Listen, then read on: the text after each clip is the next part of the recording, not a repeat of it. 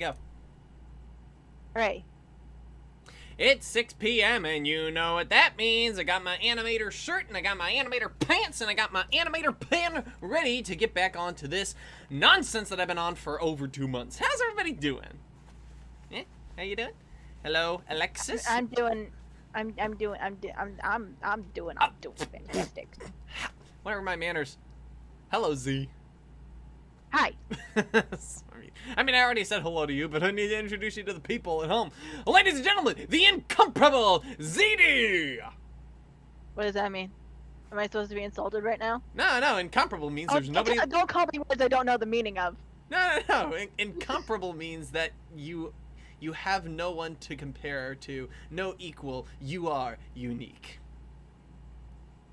You're damn straight. Exactly. Hey, howdy, hey, girls, gays, she's, they. Nice. I should say that. I'm stealing that. Hello, ladies, lassies, and lassos. Lassos? Fucking what? Just call everybody lassos. It's a group term.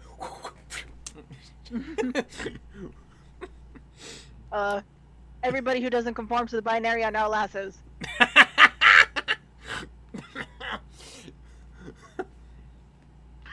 Laddies, lassies, and lassos. And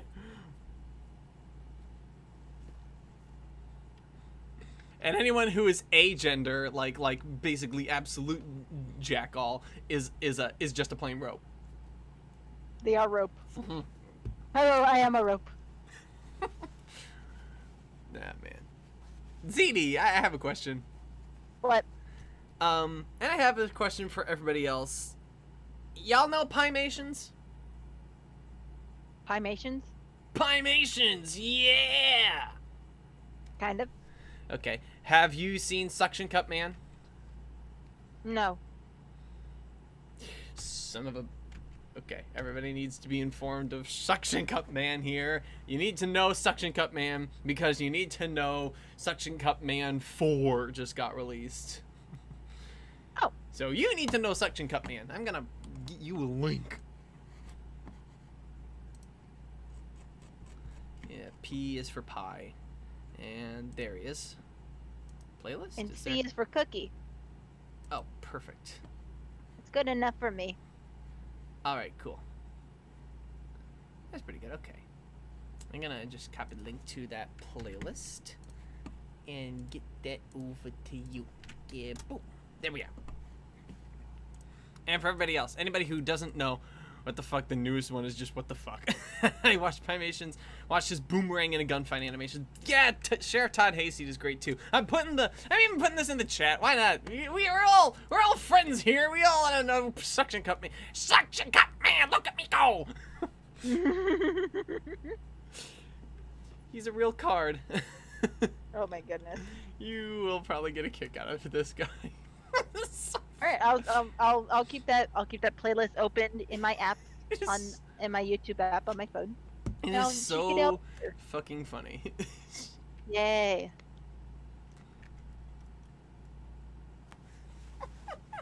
I can watch those videos forever and I'd still laugh my ass off. That's Pimations is not just a good animator, he's a great writer as well. Like, he is great at the comedy and shit. It's just so funny.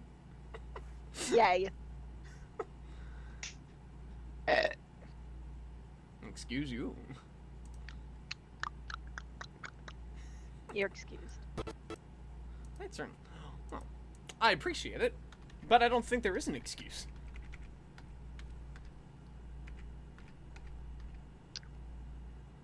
Yeah, I've excused you for a living. Well, not You were supposed to die in a plane crash 5 months ago, but you weren't on not my fault my parents boinked.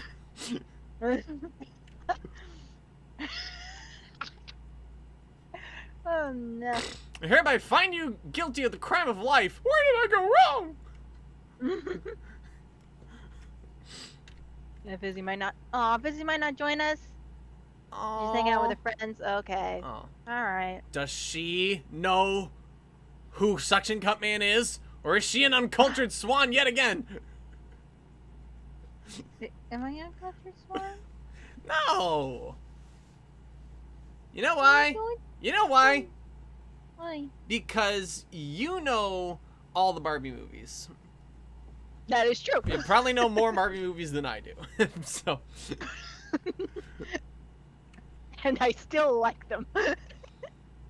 Speaking of which, the Swan is a Barbie movie. The Swan Princess. They made a Barbie movie out of that.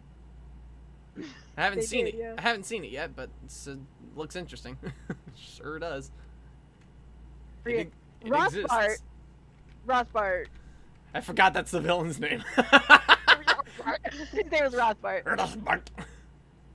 Yeah. Have you met her? She's hella uncultured. She's gonna murder me later. You know, my question was actually about her watching Suction Cup Man. The uncultured swan thing is ancillary. Oh, you said you were gonna advertise my thing? Oh yes, everybody, Yeah. let's go ahead and stick this out in the chat. Does anybody in the comment section here like to record their voice? Does anyone here in the comment section swear at any point in time? Well, here's a comic thing that you can go ahead and audition for that ZD is hosting for a Has-Been Hotel comic dub. Yay! Just so you guys know, like a heads up, it is a ship comic. Shipping. It is indeed a ship comic. Between Al and Angel, yeah? Yeah, it is. It is. But here's my defense. I'm not the biggest fan of the ship, but I like the comic. He's a good. There we go. It does look like cute. It does look adorable from the panels I've read. It is very cute. I actually, like, after you asked me if I wanted to audition, I actually thought about like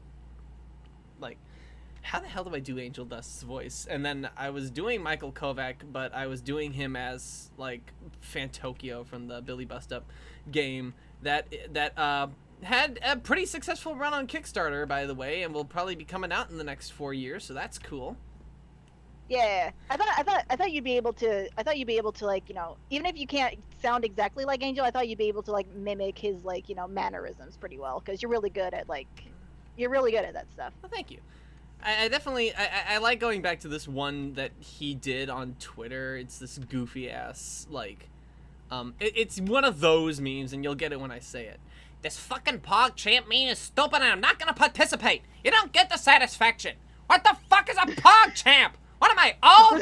Am I old now? I don't know what a Pog Champ is. Gah! I mean, you kind of are old, Angel. You died in 1946. Really got me in the mentality. It's like, he's much more nasally. It's like Fantokyo's like more raspy, like, you. But it's like he's more like kind of got like the New Yorker. Yeah. Hey, I'm fucking walking here. Watch where you're going, shithead. Yes, I love it. Yes. The boy. Yeah. The lad. Yeah, oh, the boy, the lad, the Angel Dust. The fable, the legend, the guy. The guy. The dude. Hello. Okay, for the guys, there all I is hear is auditions- Steve Buscemi. You ever think God just stays in heaven because he too fears what he has created? Shout out to everybody who gets where that quote is from, and ZD don't tell them where. God, I wanted to say it. Nope.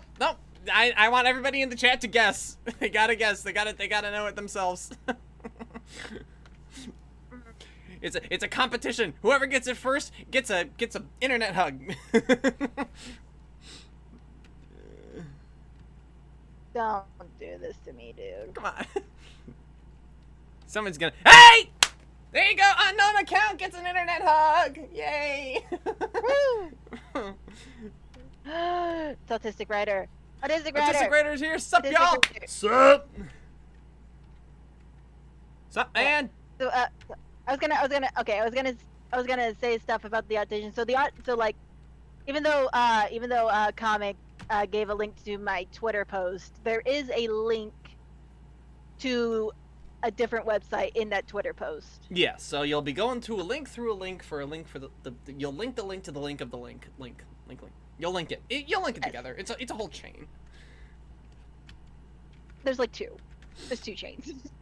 Yeah, I mean, but that's still. There's two. I mean, there's two links. You could officially. It's two links to the chain. I mean, you could officially sell that as a chain because it would chain something together. I'm sure. I guess so. It can chain two things together very closely. Yeah.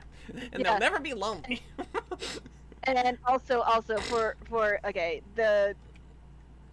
for the men,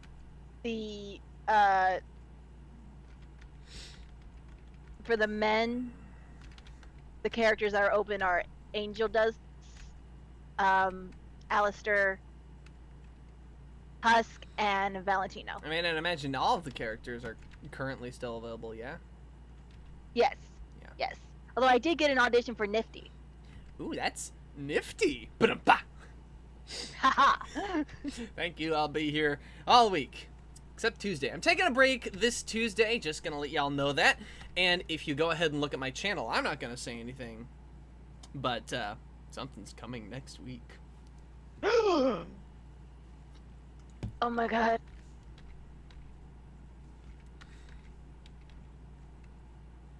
It's another live stream. But, I think this one is gonna be something I know a lot of you guys in the chat were, like, asking about. And you know what? I think we'll all benefit from this. We'll all get a kick out of it. I'm excited. You know, I mean, it'll be the first time I've done this, but, you know, I figured, like, you know, a lot of the amount of viewers, sadly, I can't make it due to attending a bald game. Aww. Well, don't worry, I'll definitely be doing another one of those at some point, because it's like, and also seeing how it goes as well, because we may just inevitably have to end up taking turns, you know, because it's like, and also gotta have some rules about not watching the stream while participating in the whole thing. So it's like, you know, it's like, which it's like, on the one hand, oh, we don't get to watch the stream, but on the other hand, oh, we get to be part of something we've wanted for a while. 'Cause, like, I know at least a couple of you mentioned we gotta do this. We gotta do this. We gotta get the audience involved. And it's like, honestly, I think it's the perfect game to do it with too. Also, I spaced out for a second. What are we doing? What? I spaced out for a second. What are we doing?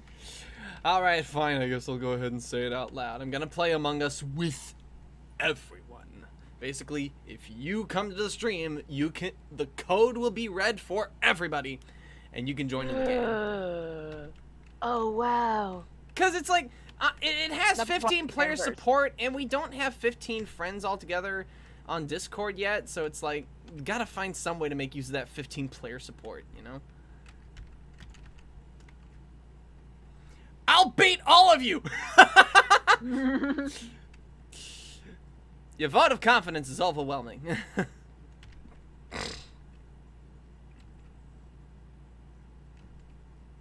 Oh, that means we're gonna have to communicate through the text thing. Yeah? What's the problem with that? It makes the game. It's fine. It makes the game harder. That's part of the dealio. It's fine. It's fine. Everybody type fast. Also, as far as playing games on stream just to play games, I noticed a couple of things. Is like, especially with having like you and DF on with Hat in Time last time, it's like I really can't have more than one person like as a guest in a gaming stream, because it's like, unless it's a multiplayer thing like Among Us or say Portal, like we were doing, because it's like, honestly, it just it just, you know, it gets really loud and like unrelated, like in ways that just don't really, you know, put together. Mm-hmm. But yeah, I'll probably get to a Hat in Time at some point in the future. I'd like to probably like finish my first file maybe before I go back to streaming that. But what I was saying was, for games like that, I recently found that SpongeBob Battle for Bikini Bottom Rehydrated went on sale this week, so I went ahead and purchased that just like a few hours ago. So like, yeah, there's that. So we'll definitely have a lot of stuff to look forward to on the channel in terms of like gaming and streaming material. I hope I am done with this fucking animation. Just like, I want it to be done because A, it'll look pretty, and B, the stress will be gone. Yeah. Let it be done already. Why did I force myself? Like, I did this with another animation too and kind of had the last minute thing, but at least that animation was only like a few seconds long and wasn't as complicated as this. It's like, I wanted to challenge myself to animate something like frame by frame to make it look like the Disney movie, and I'm like, why do I do this to myself? I don't know. Why do you do this to yourself? I mean, I know It sounds why. like absolute freaking torture. Because I want to basically try to see how far I can go with making it look like somebody actually did this pencil to paper and like a classic animation, you know? The Tuesday Troop Fun Night. It's Friday, damn it! I'm gonna need to re-download Among Us, and I'm joining. Need to get Fizzy on board. Yes, get Fizzy already! Jeez, come on, Fizzy. Get Fizzy. Do something. I don't think Does Fizzy like to do things with their voice? You should. Fizzy's a girl, right? I don't want to assume. Yeah, she is. I don't know if she does anything with her voice. You could always go to her channel, I suppose, but like, I don't know. Fizzy needs to play. Oh, she has done some animation though, so there's that. Oh yeah? Yeah, she has a little clay animation that I saw on her channel. They pointed me to during a stream. It's really cute. And there's a couple other things. I think either Twitter or DeviantArt, maybe both. I don't know, but she has other outlets, I'm sure. Oh, Instagram. Yeah, there you go. I know that she has an Instagram. She streams with her mic on. Okay, cool. So, no problems there. I mean, but what are we gonna do? Are we gonna just like? Anyway, I hope to make it to the next one. It depends when that's on. I'll probably be doing it on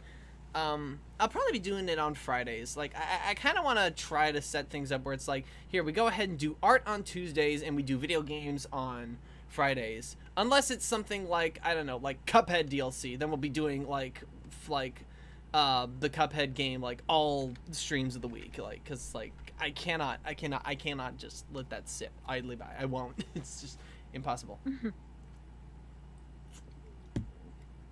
Yes. Speaking of Cuphead, what about that show? Wayne Brady, fucking brilliant choice for King Dice. I still can't get over that. I'm still losing. My head is still spinning over that. And the animation, oh my gosh, it's good animation. It's like, it pretty much is as they advertised. They were gonna do like a cross between making it look like a classic cartoon, but also still using digital puppetry techniques. And they actually put the celluloid drop shadow on the thing, which is something they did in the video game as well, where they've created like a fake drop shadow from the cell they placed on top of the background as if this was a physical hand-drawn animation, and it looks so good. It's like, it adds that much to the feel of like, this is basically almost exactly what a Cuphead cartoon may have looked like. But it's more like what a Cuphead show does look like, you know. It's like, but you know, it's still good. I love it. It comes together really well, I think. And the quality of the art is really good. It's good. It's good. I like it. I like it. Okay. Hooray. Can't say that enough. You know, we didn't talk about the Owl House first episode last time, mostly because we hadn't seen it yet. Oh yeah, that's right. Let's it's talk really about good. It. So, it was called Separate Tides, yeah? Yeah. Okay, so, like, basically starts out, like, Luz and Eda are basically bounty hunting, but it's like, they're getting, like, the worst bounties, just, like, the most piss-poor bounties they could get their hands on, just, like... Because, like, she doesn't want Luz getting in danger, but she also needs to put food on the table, and it's like, and Lilith is there too, and rocking a pretty awesome tee. Like, I like that whole like battery, like low on battery t-shirt thing that she with the cut. I love that so much. Like, so great. I don't know about you, but that just looks like some Hot Topic. I would see somebody wearing that on the street, like legit. It'd probably be easy to make too, you know? Like, just cut open a battery hole in your one shirt worn over another shirt. Yay. Though that other shirt underneath has to specifically be red on one side. So there's that. I'll send it to you on DA. I have a Discord if you want to voice chat with me and Bella. Yeah, we're probably gonna do the Among Us game with with the chat in game. In the future, I'm still sitting on the idea of starting up a Patreon and then say, guess what? If you contribute this much, you get to be a part of a Discord server, and if you contribute more, you get to actually appear on a live stream as an audio guest or stuff like that. Which. Oh my god, yes. Oh my god, yes. Oh my god. Obviously, friends like Auzi would obviously get like the first go at it. Oh my god, yes. Because you're my friend. I give like a. I know you will, Bella, but not everybody has the money for that sort of thing. It's just like I gotta think about my audience too. It's like I'm not hurting for cash right now. I've got a pretty stable job, pays well. I got benefits too. It's not like I'm hurting for anything. So it's like if I do ever start a Patreon, I'm gonna really make sure that that decision really holds. It's like. And right now, my subscriber number is so, I'm a baby YouTuber, guys. I only got 100, no, not 100, 1.3 thousand subs. It's like, until I get to a higher range. It doesn't matter how small you are. What? Doesn't matter how small you are. It gives people who really like your content the opportunity to support you.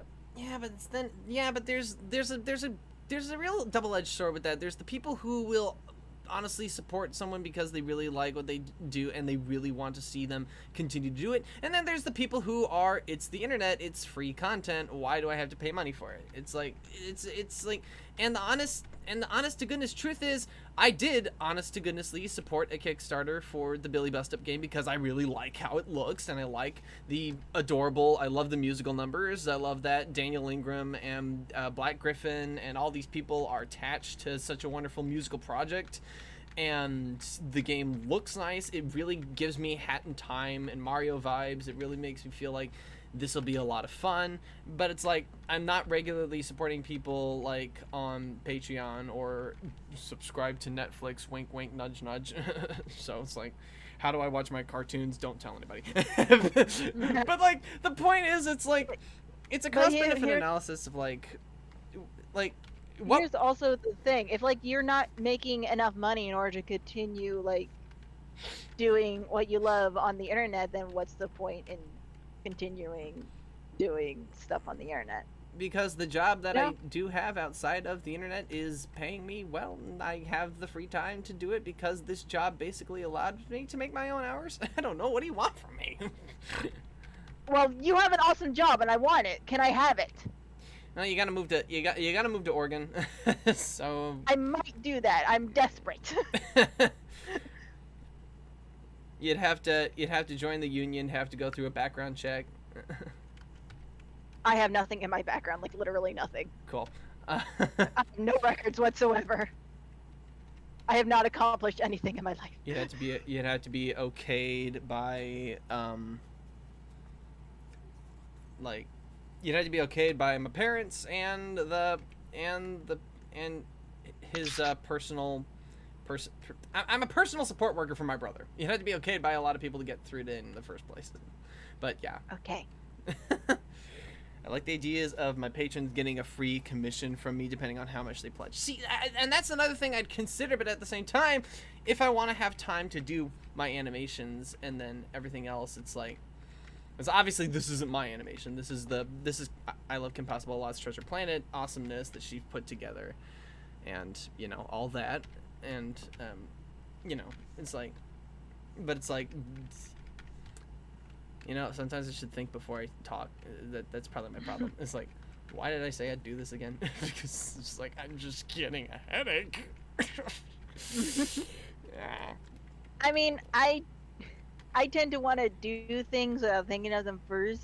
That was a huge problem for me, like especially back in 2015, like the only reason why I became a part of Bride of Discord and Daughter of Discord was because I couldn't say no. Oh fuck. Bella's gonna try summoning a KP again. There she goes. Oh. You knocked that occult shit off, sister. Does KP watch your stuff? She? Does she? Does she Yeah. watch my stuff? Does she watch your stuff? I don't think she's been watching the streams. Otherwise,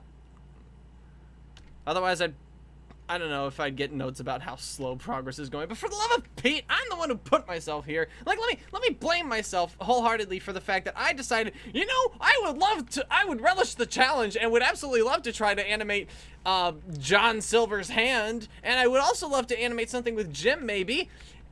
Maybe one or the other, not fucking both. But I put myself here, and I should have just said I want a scene with Silver and nobody else. And my secondary choice should have been any one character, because I do not want to animate more than this is when I go in without thinking. It's like, oh sure, I'll ask for Silver because animating his robot hand will be, you know, interesting to try to do in Flash. Comic, you need to lay down. No, I need to finish the cartoon. I can't lay down. I'm not done with work yet. What I really liked about the system that DF had set up, basically she like split like the script into sections, and then like you got to see how long each section was. She like, you know, estimated like minimal how many pictures each scene would need. I mean, So you you can't just do got- that with an animation. That's impossible. I know. But I'm just saying. That's the system she had up, and I was just like, I don't feel like doing a big scene. I'll see like a scene where it said, oh, this only needs 2 pictures. I'll be like, that one's mine. Give me it. You know, for some dumb reason, I thought you did the voice of Apple Blossom, but then I remembered. No, wait, that was a dual role that was from Katie Patterson. Didn't you do a voice in the Daughter Discord or anything like that? I did. It was a very, very minor role. It was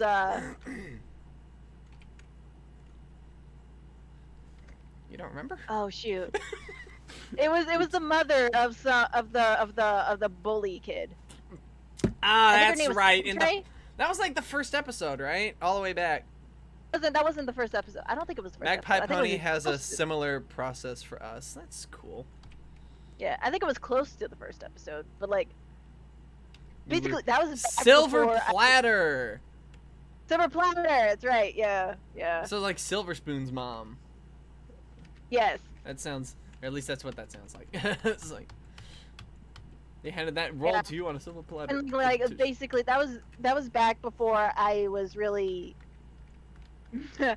before I had a real grasp on like voice acting and stuff, so I didn't do a very good job in my opinion. Like I hear myself now and I'm just like, stop living, stop talking. I hear myself. You know what I hear whenever I go back to that stuff? I hear how many years it took to finally bring the final episode. I heard myself, my voice getting deeper. That's what I heard. That's what I heard when I was watching that stuff again. It's like, holy shit, this took so fucking long. I was able to make a joke about the season 6 finale. That's how long this took. And it got in the episode. Every stupid joke I did. It's like, I almost wonder, it's like, I know Mothball isn't supposed to be a comedic character, but I'm an ego hound and I want to do comedy, haha. And I guess DF had to agree with me because she kept putting all my stupid fucking jokes in there. Like, oh no, I said the F word. Okay, Mothball is a kid being less angsty, like, I don't have a heart, Screwball. Is like, he's a dork. Okay, I'll expect, canon accepted. Though, if I'm the actor, can't I pretty much say anything about Mothball and it's actually true? Yep. Would DF be okay with that? Obviously, if DF decides to contradict it, it's her word, it's her character. But like, as far as I'm concerned, I spent the better part of like 3 years. How long did it take? 2 years, know. 3 years, but spent the better part of 2 or 3 years voicing that character. So it's like, I gotta know a thing or two about him somewhat. If I don't, I clearly am not built for that role. If you don't know if you don't know the character you're playing, then get out of my drama class. Get out of the theater. What are you doing? I also realize another headache is that I animated their arms naked and then did the sleeves after, which was a huge mistake. Honestly, I hate it. I hate it so much. Why did I do that? This could have been over so much faster if the only thing I had to animate afterward was the hair and Silver's stupid fucking hat. That hat to turn in 3D space and not having a solid reference because the movie's reference sheets died along with the movie, and it's awful. Would Dave even allow you to say Mothball can be an accidental pervert? I would not say that. I wouldn't say Mothball's a pervert or even an accidental pervert. I'd certainly say that in canon, Mothball is the kind of character, like, he's definitely more of the boy who's like he's too scared to make a move. he's like, he knows girls exist. He knows that Screwball is adorable, but he's too frightened to make a move. He just can't do it. It's oh like, my god! I just imagine like Mothball, like, you know, trying to walk up to Screwball. Hang on. Like a mall or something, and then he just. Then instead of walking up to her, he like turns right and goes up to a plant and just goes, plant. Plants. I can honestly see like a blooper reel of him basically doing all the lines that Patrick said to Mindy in the SpongeBob movies, like, "You're hot." Screwball! Did you see my underwear? No, I didn't see your underwear. Did you want to?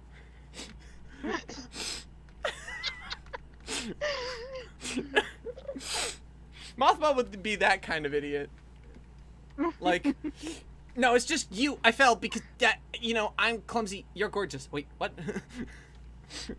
You look pretty. What was that? I said you look shitty. Night. Oh, that's right. That's right up there with this other line I keep hearing out of context. It's like, you better watch yourself, punk. I eat pieces of shit like you for breakfast. You eat pieces of shit for breakfast? You piece of shit. I mean, whoever said that, he walked right into that one. So, like, nobody to blame for yourself. And that reminds me of a quote from Clue the movie. You're trying to make me look stupid in front of the other guests? Well, you don't need any help from me, sir. That's right. That's right. That movie is so good. It is very good. Oh my gosh. Oh man, does Castle and Sweets have a DVD player in the hotel room? Because if so, I should just bring a copy of that movie. We watch it when we go to Disneyland. Because, like, we just, like, come on. That is a good movie. If you haven't seen it, what the hell are you doing? Come on. What are you doing with your life? It's Tim Curry and many other comedians at their best. It's like, come on, the comic actors, and they're great. They are bossing. They're just hilarious. You know, if there isn't a DVD player at the hotel, I probably could just bring my laptop. Oh, laptop. Like, am I a brainiac or something? Oh, yes, an HDMI. Oh, fuck. Man, my brain is going all these places where I forget it. Haven't seen it. All right, Bella, get the hell out. No, don't get out. You're fine. But do watch it, seriously. It's such a slow beginning, but it's like if the board game was a movie. It's perfect. It's hilarious.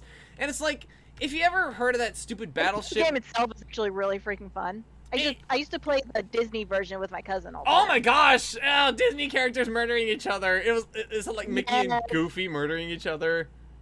There was Mickey, Goofy, Minnie, Donald Duck, Daisy Duck.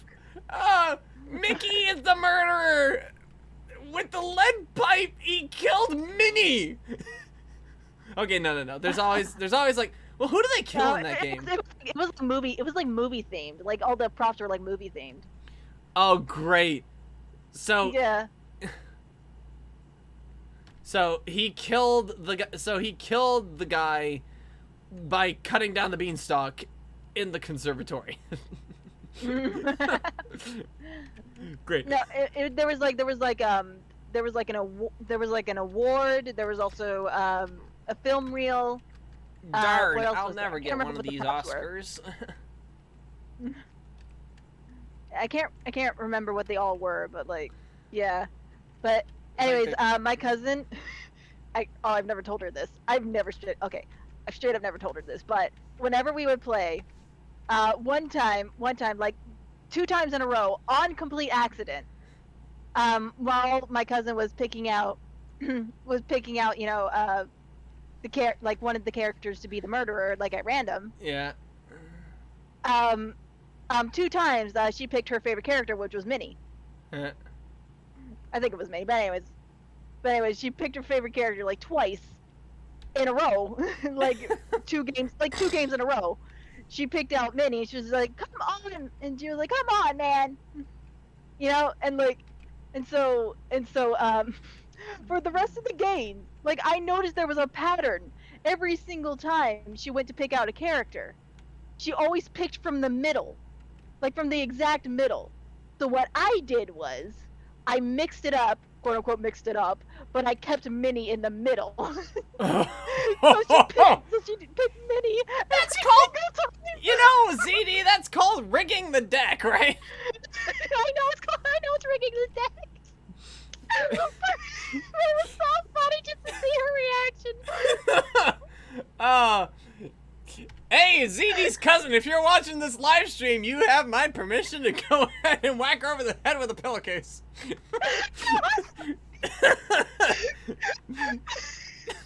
You don't stack the deck in any card game. That's so unfair. It must have been funny, but unfair. Come on, I want Donald to murder someone already. Besides, everybody would see it coming anyway.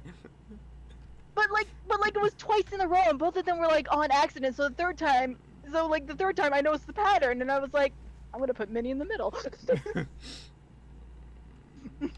Stuck in the middle with Clue. Like I would sneakily look at like all the cards and see who was which card, and then I would sneakily put Minnie in the middle, and like quote unquote shuffle it. I mean, and then have my cousin pick. She either wasn't paying attention. Alternatively, Yeah. She's just like, Minnie gets picked again, I fucking swear. At no point in your rambling, incoherent response were you even... Okay.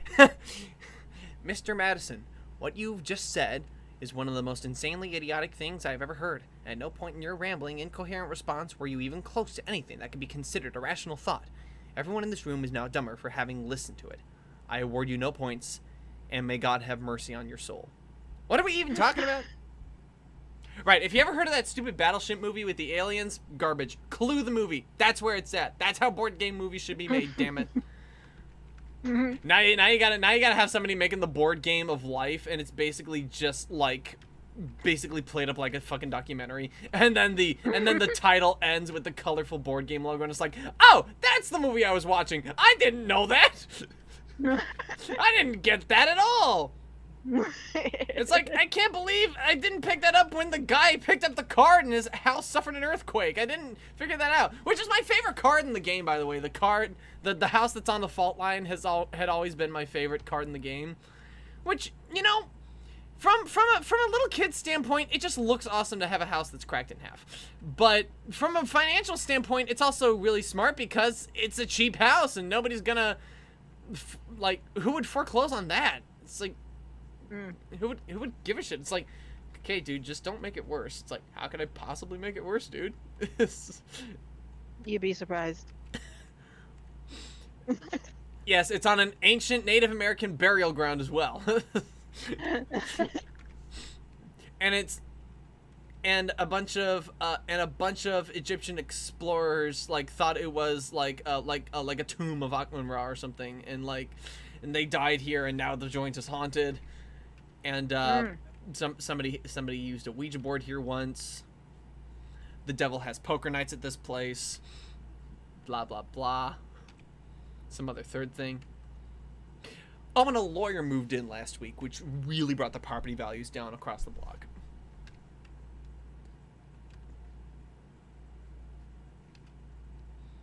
So, yeah. It's just like, how can it possibly get worse? I'll tell you.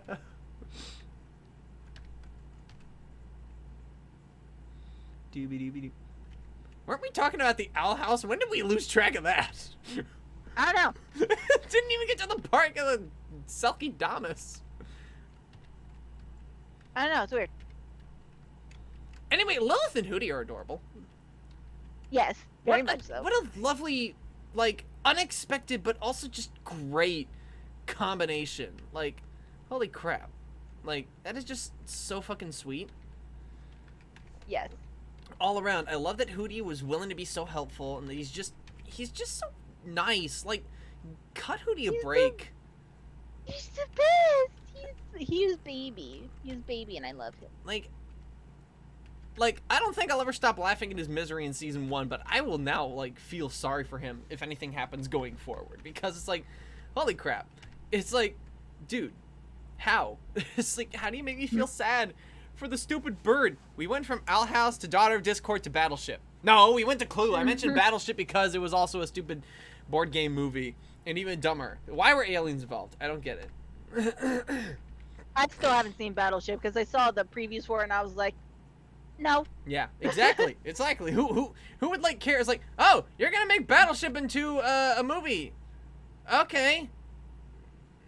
You do realize that's the game that people play on when they literally don't own a board game? Like, you can play that thing on graph paper and it would make no difference? Cosmic, do you do voice stuff? Oh, that's a good question. Do you do voice acting, Cosmic? Cosmic, do you do voice acting? Cosmic! Cosmic! Cosmic! Hey, Cosmic! Cosmic! Cosmic! Cosmic! Cosmic! Cosmic! Cosmic! Cosmic! Hey, Cosmic! Cosmic! Hey, Cosmic! Cosmic! Hey, Cosmic! Cosmic! Cosmic! Cosmic! Oh. Well, that's a shame. No. Oh. Okay, so I think Hungry Hippos is a horror film. no, they already made the Hungry Hippos movie. They just haven't released it on Disney Plus yet. Are you trying to make a joke? Yeah, the Jungle Cruise with Dwayne The Rock Johnson is finally getting a Yeah. release. That's a ride in Disney, right? Yeah, but they always make a joke about Hungry Hippos. Like, whenever you're on the ride, it's like, so whatever you do, if you are wearing might, do not act like a marble. Yeah. But, like, here's the thing. They've made, I think, like, 3 Disney movies based off of Disney rides so far. That is incorrect. Okay. How many have they made, then? Well, if you want to include all of the individual Pirates of the Caribbean movies... No, I was not doing that. I was simply counting the first one. Well, then if you only do that, you have Pirates of the Caribbean, Curse of the Black Pearl, The Haunted Mansion, The Country Bears, and now The Jungle Cruise. So that's 4. Oh, that's right, the Country Bears. So that's 4. Yeah. Everybody forgets The Country Bears. Loses Team Aqua. I kept seeing that meme. Like, before I even saw the episode, I saw on Twitter, like, the screen cap of Luz with the bandana on and the Pokemon text under her. Like, fucking balls, guys. Come on. Yes, sure. She's team. I mean, you know, she could be team whatever she wants. She's attending the school for all the magic. All the things in the, like, all the things in the land. I don't know what I'm saying anymore. My voice was deep last year, but now it just sounds geeky. Dude. I have a Midwestern freaking accent. I have the most nasally goddamn voice you'll ever fucking hear in your goddamn life. Okay? It gets so... Sometimes when I get really into it, I get really nasally, and I just go, and. Because that's what Midwesterners do. They go, and. And the built it.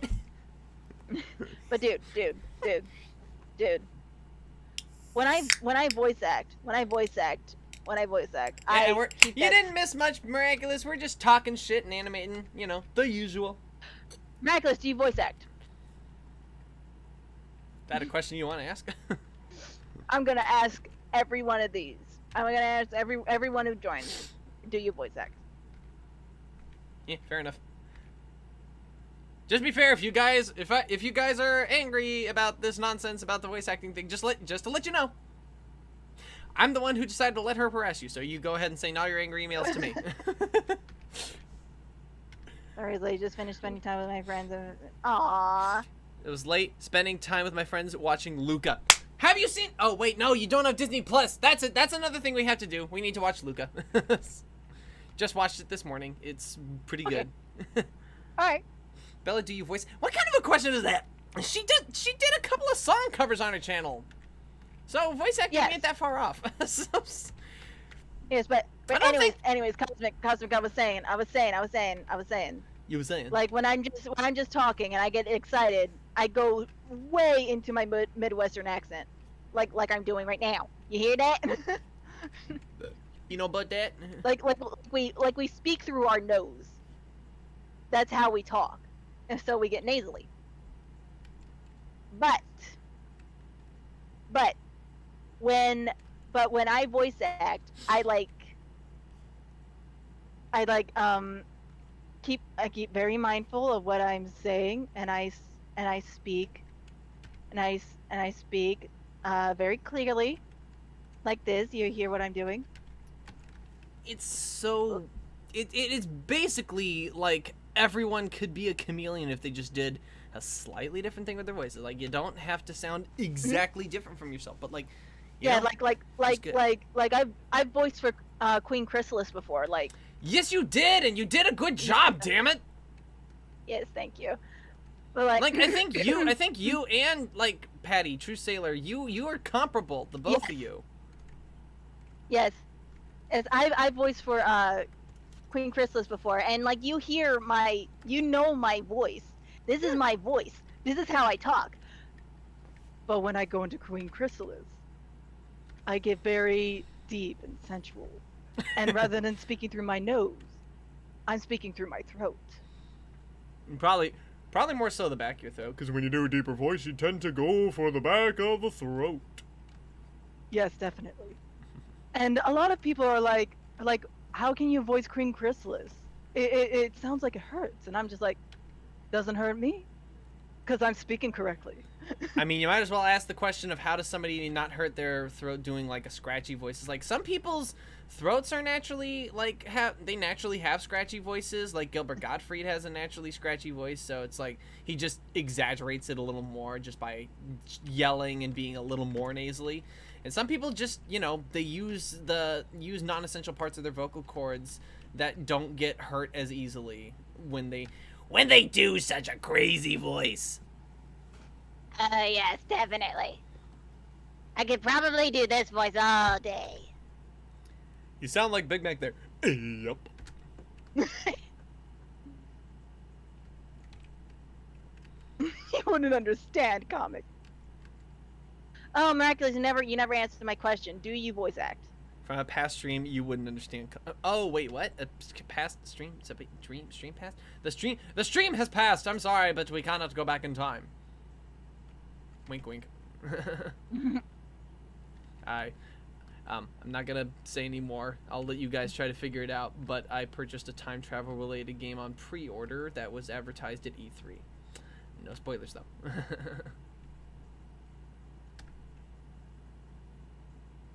Speaking of E3, what are the brain trusts at E3 doing out there? It's like I'm sitting there and I'm like Cuphead DLC, Cuphead DLC, Cuphead DLC. Hey, Xbox players, guess what we got for you? Mini fridge. Fucking mini fridge. Why?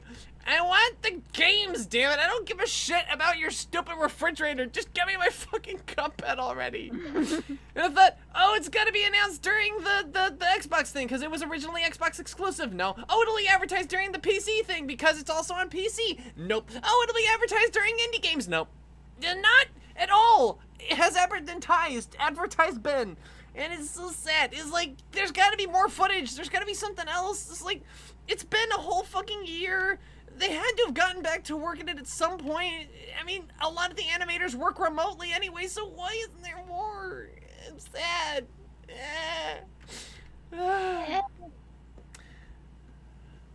Nintendo, I was waiting on Brilliant Diamond and Shining Pearl, damn it. Did I miss reading your lesson? Hold on. E3 is not the same like it used to be. Hey, you know, at least E3 gave a spot to Among Us and advertised all that new stuff coming out. So, good on them for that at least. So, something came of it. Yay. They're, like, oh my gosh, they're adding hide and seek as a mode in the game, for one. So, no more of the confusion of these lobbies who don't know it's a hide and seek game, because you will know it's a hide and seek game because the game tells you. There'll be new roles added for players, and a new map, a 5th map. Holy crap. I just hope the map doesn't get bigger. I hope this map is actually smaller than the last one, because holy crap, the airship is too fucking big. They just show trailers before. What last message, Miraculous? I read all of them. I don't know what you're talking about. About watching Loki on Disney Plus, or couldn't stop watching my favorite anime, Haikyuu, since it made season 2 and on episode 6. Stop saying wink, or I'm putting on Winnie the Pooh. Wink, wink, wink, wink, wink, wink, wink, wink, wink, wink, wink, winkety wink, wink. Wink. I like Winnie the Pooh. Yeah, what about Winnie the Pooh? Winnie the Pooh's great. Don't insult my boy. With 15 people, Don't it insult makes him. makes it better with the airship. You know, you're probably right. That's probably entirely the reason why the airship got made, because 15 people. It's like, I still haven't been on the airship map. oh boy. You will be overwhelmed. It is so massive that you have to choose a room to spawn into, because and you know, honestly, why did they have to make you choose a spawn room instead of putting the meeting area dead center of the map? It's because of the airship's layout from the Henry Stickmin games. That's why. Okay. Because if it were built like the Skeld, it would it would be like dead center. I'm not spoiling the movie of Luca to you. Thank God. It's too good. Luca. Is that the one with the fish boys? Yes, the Fish Boys. Oh my gosh, I saw My dad was asking about that earlier, and I could not remember what it was called.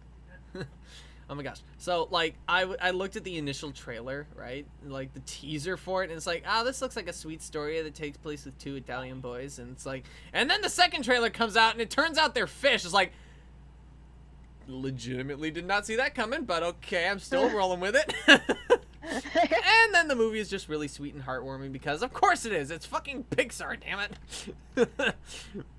So yeah, I'm gonna go ahead and tell my dad and be like, hey, it's called Luca. Luca. Luca, and apparently it's very sweet and heartwarming. So if you want to watch it, go ahead. Yeah. I wonder if it's going out to theaters or not. You know, I think that might be the game plan, actually. I think I just realized. I was thinking, like, Disney's really given kind of like a backhand to Pixar with both of their recent movies going on Disney Plus without the premiere access, while Raya and the Last Dragon, while not bad, it gets a premiere access over Pixar's film. And fucking Cruella. Have you seen it? Have you heard of it? I'm much less angry about it after having watched it a second time, but still fuck you anyway. It's like, why? It's like, hey, I wrote you a song! It goes it goes a little something like this. I'm gonna get this out. Okay. Alright, Also, something like this. Didn't. You're a bitch! You're watching it now? No. I know that. I know that audio. I've seen it on TikTok.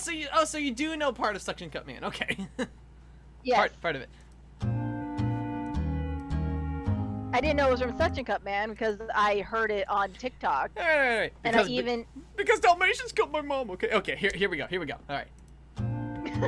I heard about that. When I heard that was her reason for not liking Dalmatians, I was like, that's dumb and stupid, and I hate it. It sounds exactly like it sounds like the first answer somebody came up with, you know? It does. It sounds like something that like 10-year-old me would have come up with when she first saw like, well, not first. I didn't see it first. Well, when you know what I mean. All right. Well, if you don't mind, I'm gonna go ahead and sing a song now. All right. Hey, I wrote you a song. Okay. Anyway, here we go.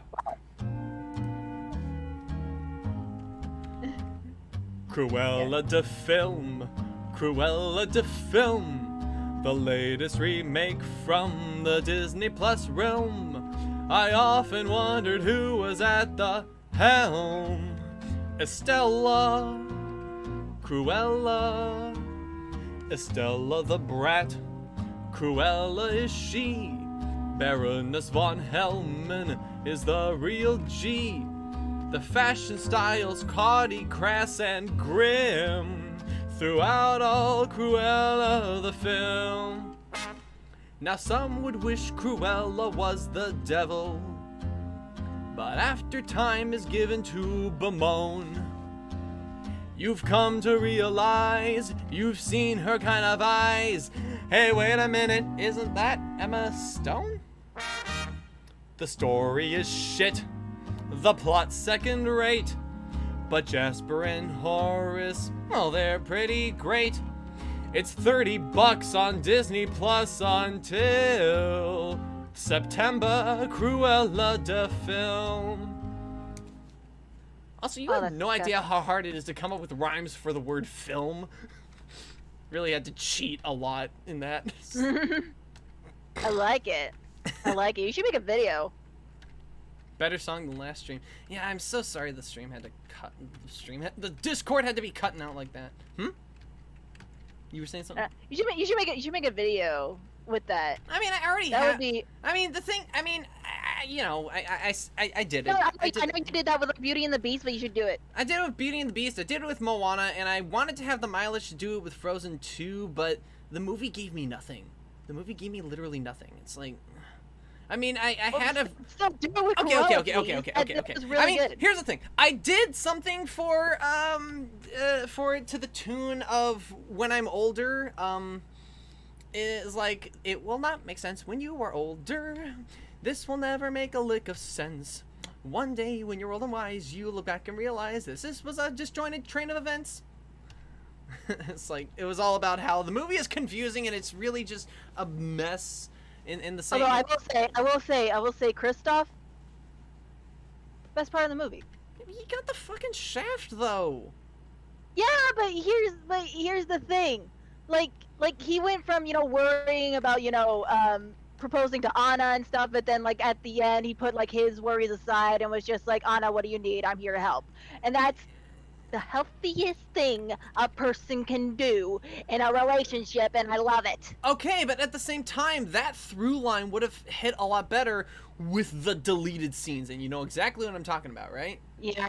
Yeah. The marriage subplot where where they're engaged by the beginning of the movie, and Kristoff's concerns about not necessarily wanting to live in a fancy castle is much more petty, okay? And it hits a lot better about him really seeing her needs because he loves her, and he'll put someone else's needs before yours, and because he loves her.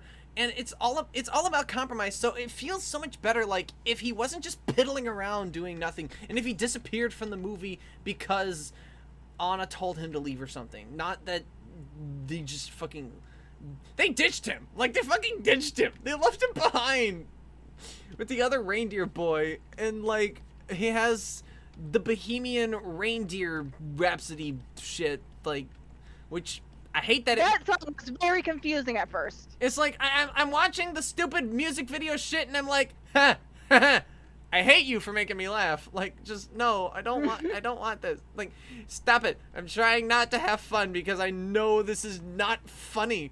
Then why are you laughing? Because they did it twice. They did the Bohemian Rhapsody Reindeer. Why did they do the Bohemian Reindeer Rhapsody twice? Why did they do that reference twice? I don't know. But it got me the second time, and I hate it. Why? Stop. That's not funny. It's not funny. It's like the song has some interesting narrative utility, But I think it would have done better if we just got the goofy proposal song. That would have been so much more fun.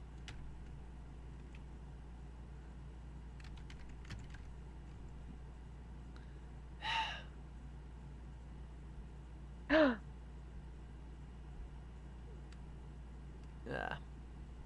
Yeah, Frozen 2 is a mess.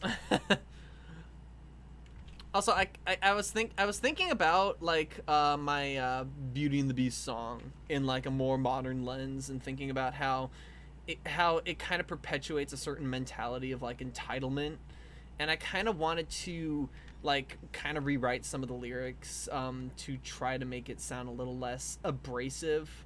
Like I wanted to, because with a lot of information that's come out, especially, it's like it feels much.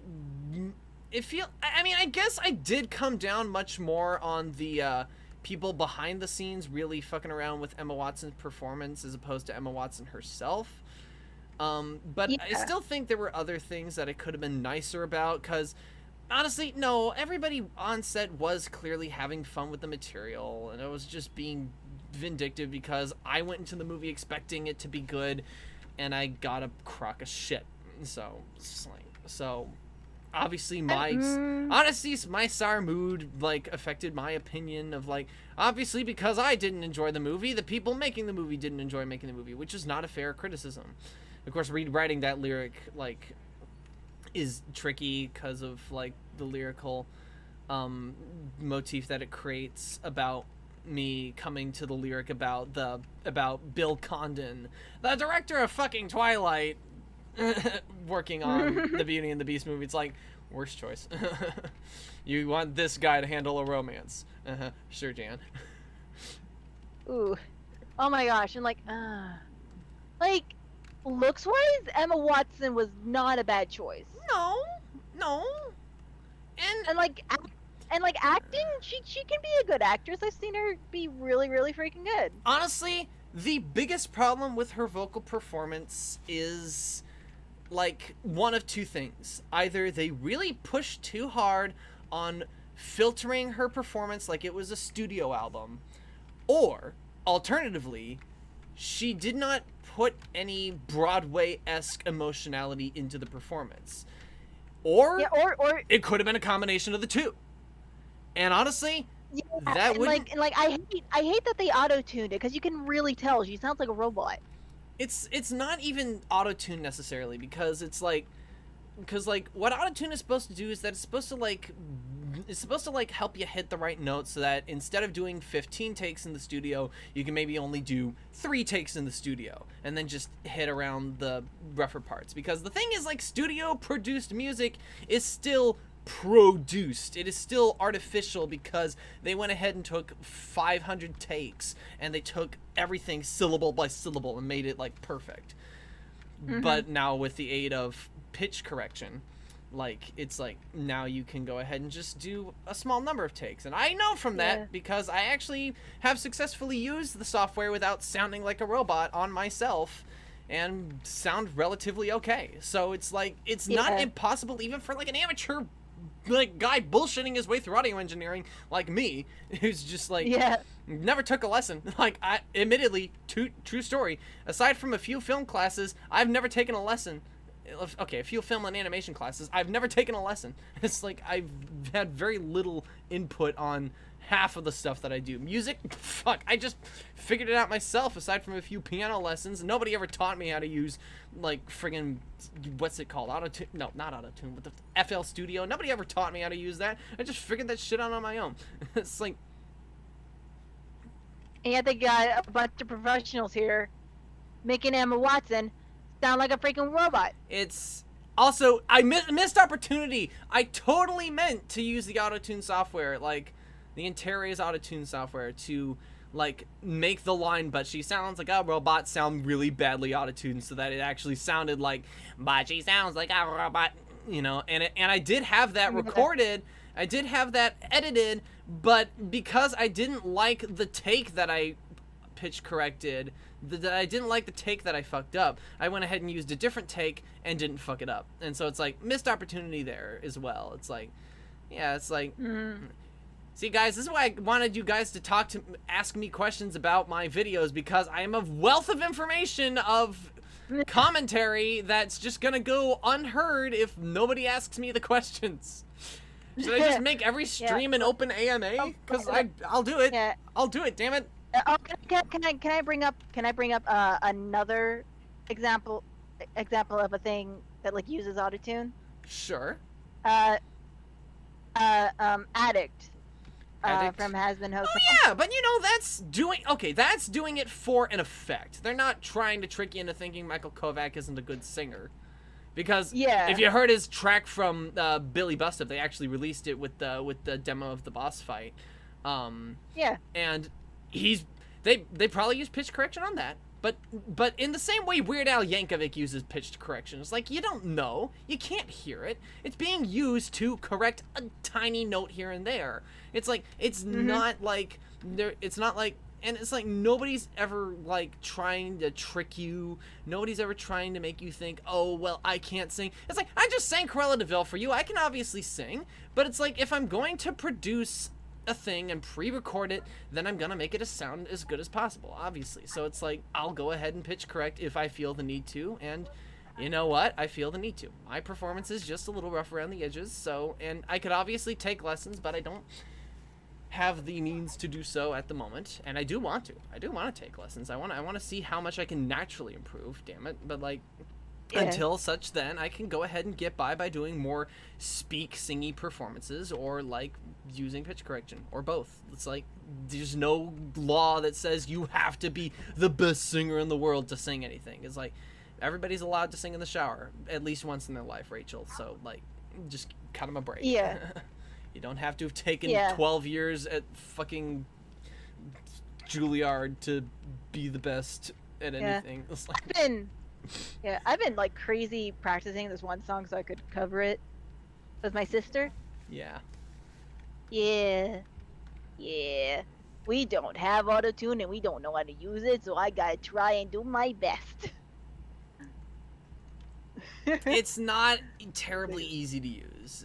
Like, I think it also like you have to pitch it by your voice, and there's so many knobs, and I think I need to learn what all those knobs do, because half the time I still end up, oh, here's robotic, I gotta tweak this knob, I think, and eventually get somewhere. Just like, and I gotta retweak it every time. It's not like I can set it and it's like, perfect, these are just settings for my voice. It's like, no, because apparently it also depends on the weather and the time of day and whether or not you signed a contract in blood recently. So it's like, give me a break. Let me just use the software. But so here you go. So like, don't say that pitch correction is easy. Don't say that it's necessarily like, oh, they can't sing, it must be so easy to do it when a computer's helping you. It's like, no, because you had to tell the computer, no, do it like this. No, recite your scales and then get back to me, you stupid computer. Do your exercises. Ki, ke, ka, ko, ki, ke, ku. Come on. We're all taking a choir class. We all know what that means, right? No. Shout out to my choir did not do that. We did do re mi. Yeah, they probably did a similar. Did they ever do? I think there's something they do for syllables, like red leather, yellow leather, or like cinnamon aluminum. Right? We didn't do that either. No. Did they do anything for syllables? Because you know you can get tongue tied. I don't remember. I really like red leather, yellow leather because it's a really good tongue twister. Red leather, yellow leather. Red leather, yellow leather. Red leather, yellow leather. What conversation are we talking about now? We're just shooting the breeze. It's like, what do you want? What do you want from me? I'm not keeping track of this conversation. The train of thought is pulling out of the station. Shoo shoo! If you missed it, well then I guess you'll have to catch the next one. This is a brand new start.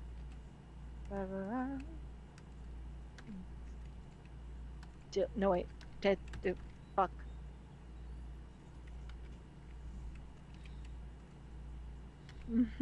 Ooh, barely noticed. Give it up for 1 hour. Woo! And 10 minutes.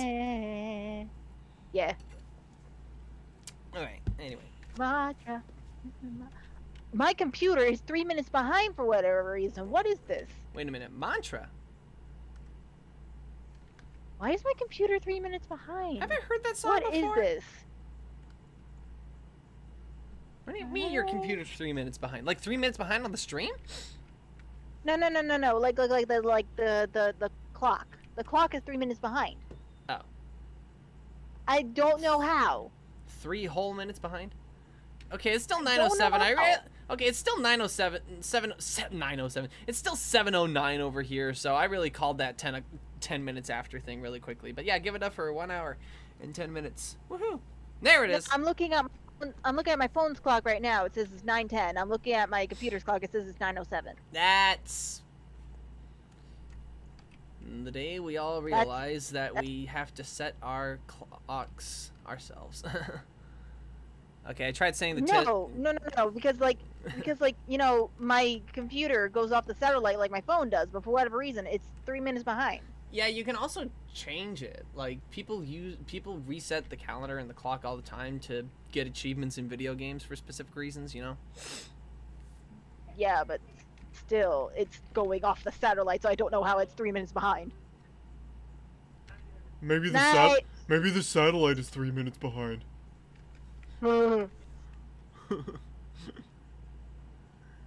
I just like saying things as Patrick. Mayonnaise an instrument. One day we won't have to get together.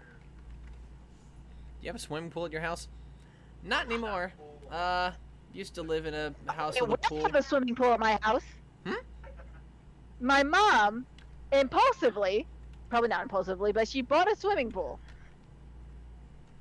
Oh yeah? and it's supposed to be here like July. Your hair looks red on camera. I do have a little bit of red in my hair. Thanks, Mom. So yeah, it's not that's not entirely unfounded.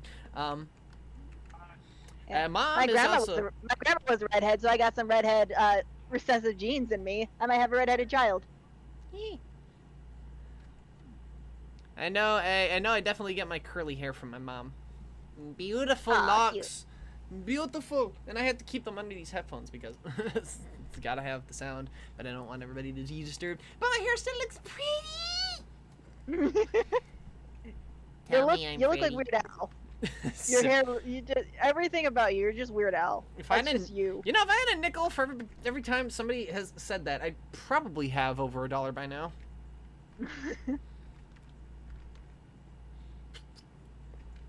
Like Five if times somebody 20, asks, oh, what does your friend look like? I'll just show them a picture of Weird Al, and they're just like, no. I'm like, yeah. You're joshing me.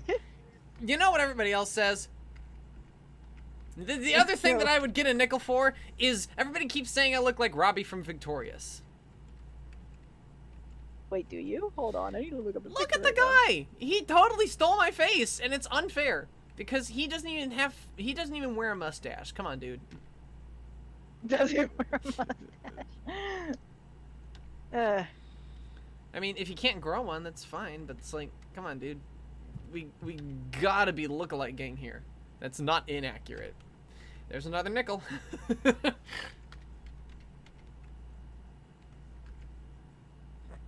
He actually does. It's loading. Page unresponsive. Oh my gosh, fine. You gotta be I'll fucking, Google it on my phone then. Screw you. you gotta be fucking kidding me. Like I said, my computer sucks. Well, Oh, my laptop. the My laptop. computer's fine. Your computer's great. Mm-hmm. When are you gonna be back? I mean, obviously you're here, but like, you know, when are you gonna be back to the other ranch, the other Casa de Z? When am I gonna be back to the? Oh my God, you do look like him. Imagine you look like Cosmo look from him. Fairly Odd Parents. And I probably sound like him too. Yay! You look exactly like him. It's terrifying. Everybody keeps. That's so scary. That's your doppelganger. I'm Cosmo. I'm Cosmo. Yay! DF is Cosmo. Why do you get to be Cosmo? Well, and I get to be Wanda. No, that's just too much like my Mickey Mouse voice. I can't do that. Cosmo, just give him your fucking wand. I'm Cosmo, and I'm Wanda. That's Mickey Mouse. That's fucking Mickey Mouse. I can't do Wanda. Piss on my grave. Piss on my grave. And we are your fairy godparents. It's DreamWorks Fanatic. I mean Disney. You're DreamWorks wrong. Fanatic. I mean, I wouldn't necessarily say she's a DreamWorks fanatic, but I'm pretty sure she's No, I love you. familiar with it. Yeah, I should be back at my casa probably either tomorrow or Sunday. Oh, neat. Yes. It'll be nice to hear you over the nice speaker you got on your computer when we watch the next episode of the Owl House. And if anybody's seen the leaks, no spoilers. No spoilers. DF, I know you do voice acting. You know, I know for a fact you do voice acting. you know, DF. You do voice acting, DF. I know that for a fact. I've been wanting to get you in here on a Treasure Planet animation stream, so you're here in the chat, I'm here on the Discord. You wanna hop in here, maybe, or something? Where's my money comic? I don't owe you any fucking money! No spoilers, I'm only on episode 10. Episode 10 of the Owl House? Wait. Oh. Oh. You're still on season 1. Okay. Okay. You didn't tell me it was tonight. I thought... I'm sorry. I'm sorry. I'm sorry. It's my fault. It's all my fault. I'm the one to blame. Oh, man. I don't think you said any spoilers, though. What? No, I didn't. We barely even got into talking about the first episode of season 2. We just talked briefly about Luz being on Team Aqua and Lilith being... It's always on Disney Plus. Yeah, sure. Yeah. Of course it is. But anyway, hang on. I'm getting her. It's every Tuesday and Friday, DF. Every Tuesday and Friday. Yeah. Every Tuesday and Friday. Where the hell? Okay, typey. Thank you. Get in here. Oh. Oh, that's right. Wait a minute. Ooh, What? wait a minute. Ba-doom.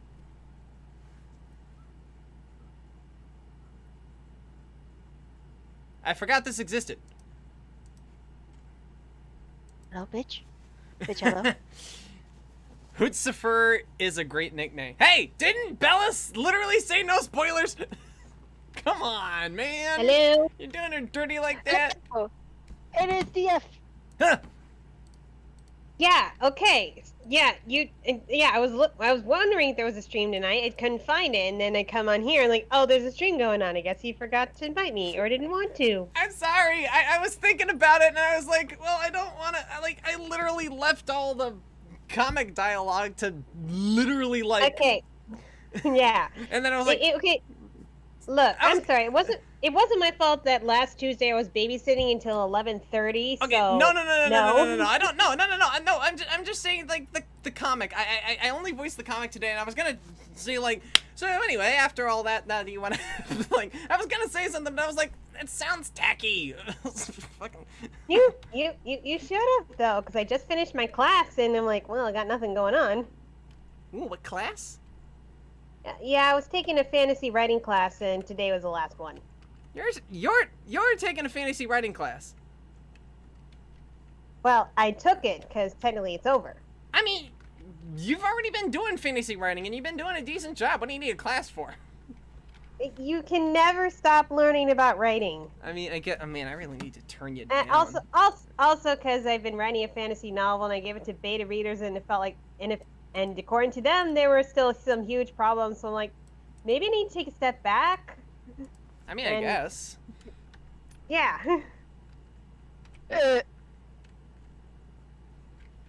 Geez, Yeah. very Well, gassy. before that, I took a horror writing class. So yeah. I can't wait to read the Disney Fanatic horror story. Oh boy. My little Carrie, murder is magic. Well, one of them was kind of compared to Carrie, so. One of the characters or the stories? well, one of the stories I wrote. I'm still trying to find a home for that. Yeah. Who says you Oh. stopped learning about writing? Ooh, I'm intrigued. Yeah, and then there was another one I submitted to a short story writing contest, which involved a poisoned banana split, and that's all I'm gonna say. Not really a Comic? spoiler, Oh 'cause it's- shit! Not really a spoiler because it's mentioned like in the beginning. Oh no, they found me! Comic, you look like the guy from The Princess Bride. He's Spanish, by the way. The Spaniard. Yeah, I'm like, what That's French guy? right, you do. You do. My name is Who are Inigo you, Montoya. You killed my father. Prepare to die. Prepare to die. You killed my father. Prepare to die. I mean, I can understand the Did confusion. any? He certainly does anyone- look a little French, but no, he's definitely he's he's a Spanish. Spaniard. He is very much Spanish. I mean, he even says a million times that he's a Spaniard. So My you father was didn't pay attention. My father was a Spaniard. No, he's Robbie from Victoria's. Hey, I can be all three at once. I can be Robbie, I can be Inigo Montoya, and I can be Weird Al fucking Yankovic at the same time. Ooh. Yeah. You killed my. Woo! Okay. You has anyone killed my seen- father. You killed okay. my father. Hey. Okay, so I actually years ago, I think it was like when I was starting out on my on the ponies, I did a comic dub that was like Carrot Top had eaten Derpy's muffin, and Derpy comes in through the window with a frenzy sword and goes, "Hello, my name is Derpy Hooves. You ate." I can't even say You it. ate my muffin. You ate my muffin. Prepare to die. Yeah. Yeah, oh god, I can't even say it. This is why I can only do it on recordings, because if I say it candidly, I can't do it. You ate my muffin. Prepare to die. and then Carrot Top's like, I'll buy you a new one? I love you! I don't remember who made that comic, Oh, but I man. like dubbed it, like, I don't know, 7 years ago? Gosh. Oh my gosh. Maybe 6? 5? there- I don't know. You know, what year it are there was. any comic artists who aren't working anymore, or any comics that were made that are missing and that we're just like really sad about? Like, There was that Dash Academy comic. I want kind that. of I I want to see the ending so badly. I'm like, come on, you got so much drama and turmoil of Derpy getting. No, actually, no, I'm not gonna spoil it because it's actually a lot of drama. You guys gotta read it. I'm sorry, the Except to be comic. left on cliffhangers. I'm sorry, not just that, but also Dash and Firefly are fucking adorable. Like, Like it it's was so a fanship fucking- I didn't know I needed. okay, like let me put it to you. I know that it's going to end basically being pseudo canon, where Dash and Firefly are gonna have nothing to do with each other, right? I pretty much have that theory that that's the ending to the story, but I need to see it happen for Pete's sake, for Celestia's sake. Mhm. Oh, Derpy Princess Bride comic by Hatbulb Productions. Is that what it was? I'm looking it up now.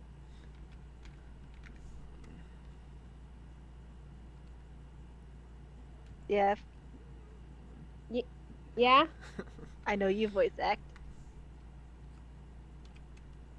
I know that's a Yeah. thing you like to do. Yeah. Prepare to derp. That's what it's called. Prepare to do. Prepare to derp. Such a good fucking title. Yeah, it's still on DeviantArt. Look it up. Oh, Hatbulb so- Productions. Yeah, that was a very good one. That comic is. Give me the link. Oh. Give me the link. That is going in my favorites right now. Oh man. Okay, the link. Come read my question regarding my Wendy's. Wendy's. Let's see. Wendy's. Are you gonna get Rick and Morty food and drink at Wendy? Wait, what? They're doing Rick and Morty stuff at Wendy's now? Huh. Well, I I did. hate you. Really? I thought they do it with Love McDonald's. you. You know, because they need that Szechuan sauce, Morty. They gotta have that McNugget sauce. That's my series arc. It's not about my family dying. It's...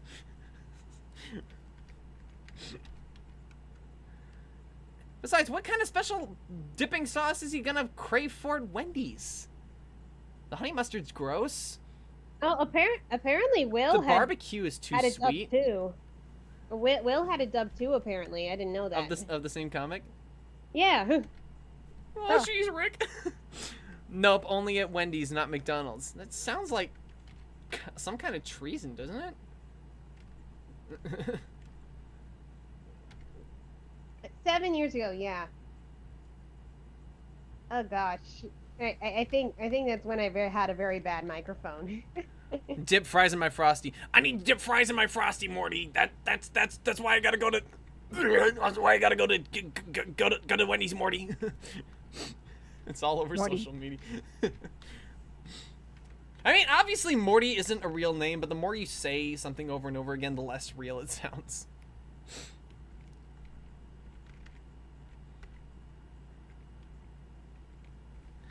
Okay, here's a story for you.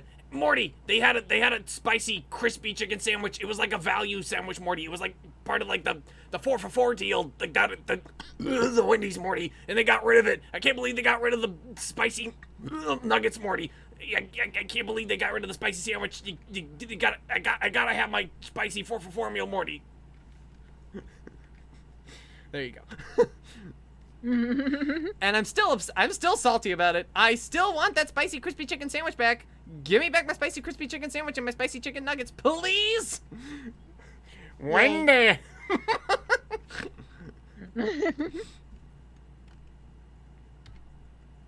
Hey, lemon. Lemon. Lemon. Lemon. Hey, Lemon. Lemon, I know you voice act. I think. And he I swears know you like, sing. and he swears like a sailor, so not out of the question to ask him. Lemon. Lemon. Lemon. Do you wanna do you wanna do a thing? Lemon. Lemon. Lemon. I'm getting asked if movie flashbacks. Have you seen my lemons? I want my lemons. I want my lemons. Actually, there's another quote that I can't get over from Asked If Movie, like Sean McLaughlin going like, "No, don't jump!" Beep. Okay, now jump. Okay, lemon. The thing. I am holding auditions for a Has-Been Hotel fan comic dub.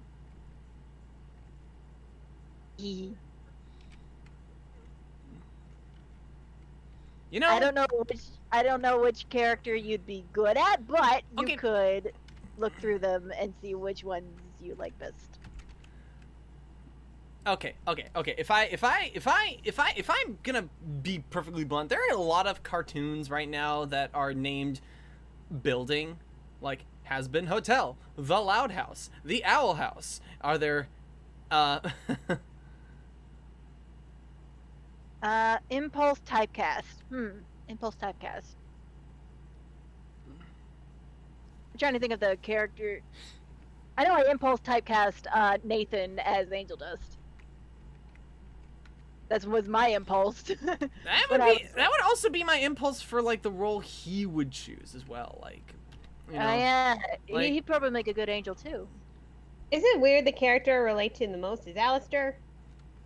I don't imagine. I mean, like, you can relate to anything. Not the for any reason. cannibalism part, obviously, but the. Okay, but just- okay. I was today years old when I learned that Alistair was a cannibal. Yeah, he's the cannibal. Good. Would have been nice to What? know What? You beforehand. didn't know? I'm not even mad. I would have Yeah. just wished somebody told me. I think the reason why he was a cannibal is because that's the easiest way to hide a body. Yeah, there's still speculation. Another theory is because Great Depression. Aha, that's right. He died in 1933, didn't he?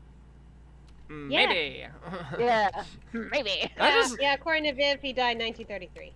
if you ever ask me like what his like, if you ask me like what's my favorite line to quote from the Owl House, do you have any lines you like to quote from the Owl House? And I'd say, maybe. A surprisingly domestic moment. I wonder how long it will take for it to be ruined. And there it is. I mean, it is hell, so this is not very long. Fat Nuggets is my spirit animal. Okay, what the hell are you talking about now? Oh, Lemon, do you want me to Fat send you the nuggets. link? Because I will. Fat Nuggets is Angel Dust's pig. But I'm sending you the link. Is what? His pet pig. He has a pet pig. Yeah, did you not see the addict video? I listened to the music mostly. I did, Watch had it the video. had it on in It's- another tab. Watch the video. It's beautifully animated. I mean, it's also touches on a very serious subject, but Oh yeah. yeah. Fat Nuggets is Angel's That's like the thing pig. everybody was talking about. You know, that's like He's everybody was also in talking the about how prequel beautiful. comics. That's the thing everybody was talking about, how beautiful that music video was. Like when it Yeah. came out, they were like, Yeah. such a good song, the character, and the animation, my I heart. I did a reaction. I did a reaction to it, and You're I think always someone said, doing a like- reaction to Owl House. Owl House. See, this is what I'm talking about. Everything is based on buildings, hotels, houses. What's next? A mall? No, I'm not. Bella, I'm not Bella, doing Bella, it. Bella, I'm Bella, not Bella, doing Bella, it. I encourage you to try out for Nifty, please. Do it. I'd do comic dubs of Hazbin Hotel if I could actually do any of the voices. I don't think I can though. You're selling yourself short on how much character you could do. I'd honestly think you'd probably do if you got the personality. I think you could do a really good Charlie. Just listen to you talk now. Inside of every demon rainbow. Ugh. Just, dude. Yes. When's the last time I played someone so perky? You were when you said I want to play Screwball, but then you gave it up to other people to cast some other voices. Good call too, because What Katie's about brilliant. Muffins? You did Derpy like Oh yeah! Oh right! I totally forgot about that. you were so spot on with that. It's scary. Disney fanatic, Disney DF friend. What's your name? Like, I don't think I ever caught your name. Like, I know Nathan here, Zoe over there. I'm not saying it on here. Okay, but anyway, All right, friendo, fair enough. buddy, pal, if I may be so bold, were you moonlighting for DHX at any point? Did you do any voice acting work in the professional field? Because you sound exactly like Muffins! Lemon. No, I am not Tabitha Saint Germain. No. Oh yeah, I forgot. Wait, she did that version of the voice too? Yeah. And she basically I know. she just played the character from beginning to end, didn't she?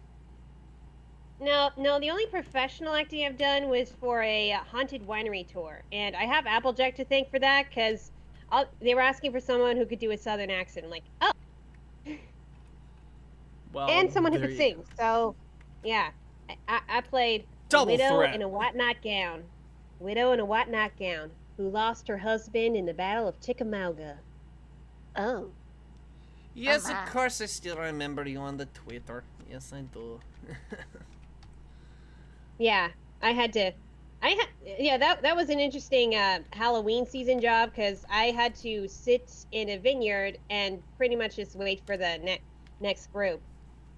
So I had to like bring a picnic blanket so I didn't get my white dress all muddy, and I had to have a lantern. I brought my phone and I brought earphones so I could have something to do while I'm waiting for the next group. Yep. Yeah.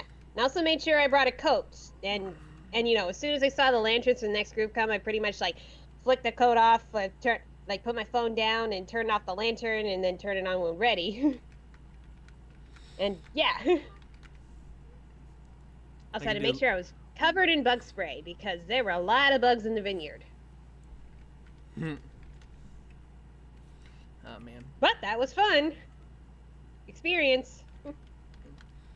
I think DeviantArt and Twitter have their uses.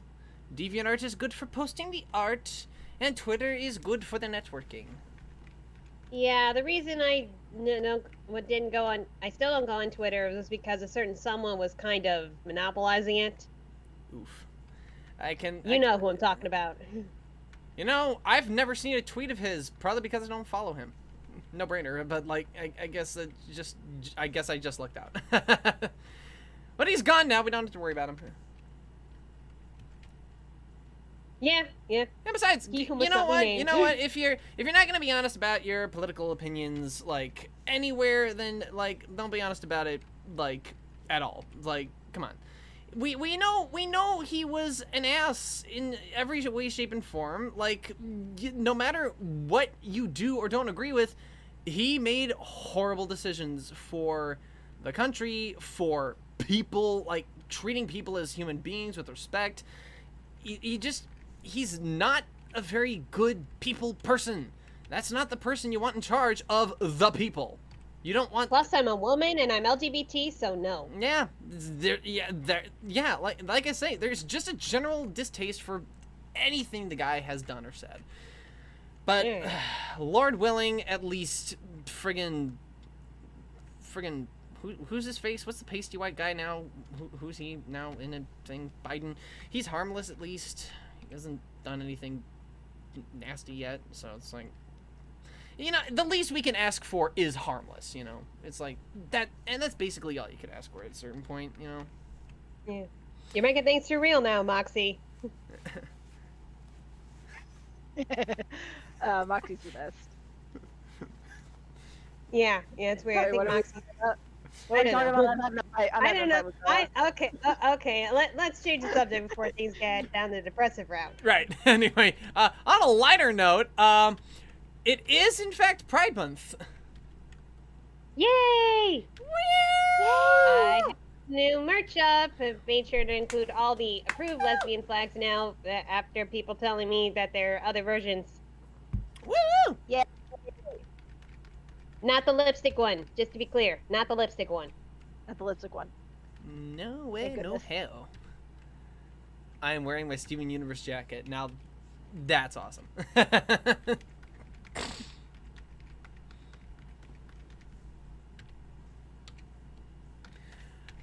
Oh yeah, I saw, Bella, that you drew me on DeviantArt. That I like that. I Thanks. saw that. I saw the Oh, magpie that's cute. one. I saw the one of Fizzy's pony. I saw all of that. It's so cute. You draw so awesome.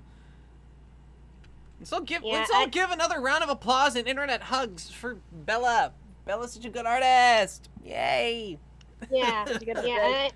and Yay. I've been trying to get the Aces Wild comic dubs together, and I found out in one of the author's recent comics that, you know, I've been using a southern accent for the main character, who's essentially the creator, that she's from Canada. And I'm like, Canada? Oh my gosh, I got that accent way off. I'm like, well, actually, there is a Canadian version a Canadian accent that does sound kind of southern. And I'm like, but I'm so sorry, mine's more Kentucky. Hey, I'm sorry. You know, and she's like, oh no, and she's like, oh no, you're fine. You made it your own. You know, Yay. barring that, like, just to be really funny about it, friggin' isn't like Ashley Ball Canadian? True. Yeah. Aren't a lot of those actors who worked on the show are Canadian? So it's like, so it Okay. kind of tracks. It's because Yeah. Okay. Yeah. Also, yeah. Can The thing is, I didn't have much. The reason I chose a southern accent was because in that one comic it said that she was from a small town out west, which didn't really give me much to go on. That's great. I love that. Small town out west. In what country? I never tell. well, because also is when the character was on a blind date, and then the guy that I had voiced by Cougar McDowell, he said, "Oh, so you're a hick." Yeah. So that's why I went there. You know, it does. You know, may just line up. It may just be that the author herself just doesn't have that accent. Well, I know, because the whole thing was like the blind date said, "Oh, do you have an accent? Where are you from?" Well, I'm from a small town out west. Oh, so you're a hick. Bang, bang, bang, bang, bang. So she does an accent. She's from out west. He says she's a hick, and they're both in Canada. So obviously something is correlating here across the whole damn continent. Now I want to go far out. I don't know. Now I want to go far out west in Mexico and realize everybody down there has a big old Texas accent too, even though they're still speaking Spanish. Yeah. I feel like mine's more. I feel like mine's more Kentucky because my grandma's from Kentucky and it kind of, yeah. And trust me, she says stuff like, "Oh, that's just darling" all the time. That is. Oh, No, I'm serious. I'm not stereotyping. That's what she says. I mean, you appreciate the fact when people can laugh at themselves enough where a Canadian voice actress can make up countryisms that not only sound accurate, but everybody's in on the joke. Like, remember countryisms? That was hilarious. Yeah. I can't get over Plus, that. I'm not. Countryisms. I'm that person with no definitive accent. You have a little bit of an accent. I've been everywhere, so I have no definitive accent. It just kind of adapts to wherever I am. Yeah, but I think I can still hear some of that Kentucky in there, just naturally. Just a little bit. Funny though, because I've never been to Kentucky. Well, actually, I went to Kentucky once, but I never lived there. I mean, grandma, though, so... Yeah. I don't know. I lived overseas where the kids have multiple different accents. Blimey. Yeah. Yes, blimey. Including. Yeah, from like British to Swedish to German. Don't you which dare is why... insult my shipping preference. What the hell happened here? What? I feel like there's a what? conversation being missed out on. Shit. Oh, like I thought you lived in the Midwest at some point? My mom's from the Midwest. I Yeah. live in the Midwest. But yeah. I grew up in California. No. At this point, I live in what would be considered, I guess, the Northeast. I mean, that's pretty much what New England is, Because, like, everything south of there is no man's land. It's like a Wild West out there, but it's like the Wild West of the East. Autistic Rider lives in the Midwest. Autistic Rider. I'm sorry, that phrasing was... Confirm or deny this. Don't we speak through our nose and we get nasally sometimes? Autistic Rider, please.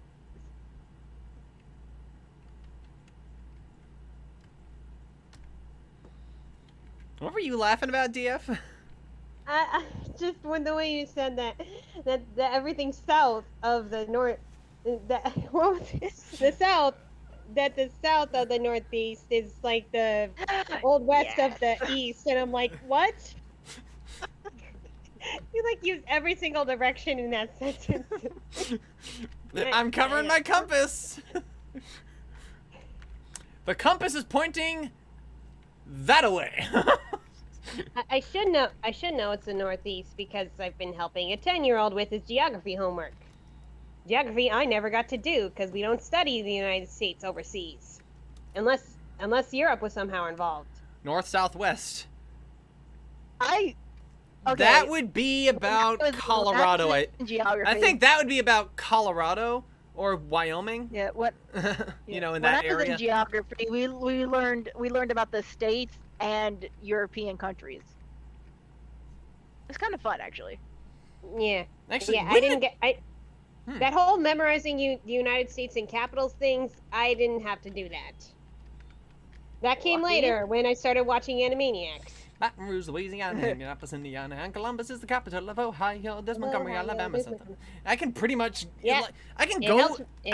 I can go to the lyrics in my head. If you just ask me a capital or you ask me a state, I can go ahead and just give it to you now because I actually went to the trouble of memorizing it. It was like I'm so happy I did because it's like it's fun. Yeah. It's fun to do that. What's the capital of Illinois? Springfield. Springfield, obviously, because the Simpsons live in Illinois. Yeah. No, I thought it was confirmed that was Springfield, Vermont. They They live in. I only know that because my grandparents told me. Springfield is in No, Universal Studios. I'm pretty sure. I'm pretty sure the creator said something along the lines of the Springfield in the show is like an amalgamation of different Springfields in the U.S. Too true. Because there's a lot of different. I think there's like a Springfield in almost every state. Oregon, Florida, California, Illinois, and probably a couple others. I mean, they made a joke about it in the... There's one in Vermont. If every single state Vermont. capital was Springfield, we wouldn't need that song. Springfield, Louisiana, Springfield, Indiana, and Springfield, the capital of Ohio. I love that joke in the Simpsons movie where it's like, there are the 4 states that border Springfield.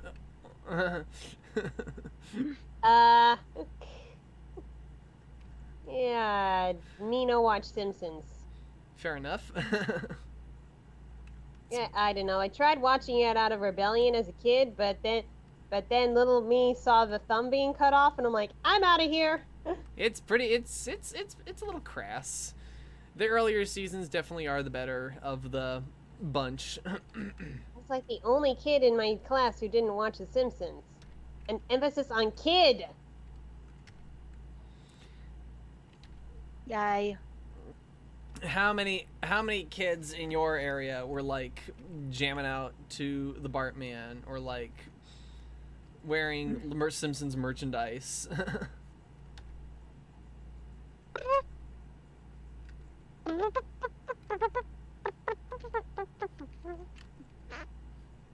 ZD, I mean DF. Hmm. You have to at least know about steamed hams. That meme was everywhere. I must have missed it. Oh It's oh my gosh, everything from those like 4 minutes is just so short and yet so smart. It is probably one of the funniest scenes in television. Like, it's so good. You look up steamed hams, you'll find like so many results for it. Trying to find the original is a challenge in and of itself. But like I will. Okay, I do know the thing about The Simpsons predicting the future, but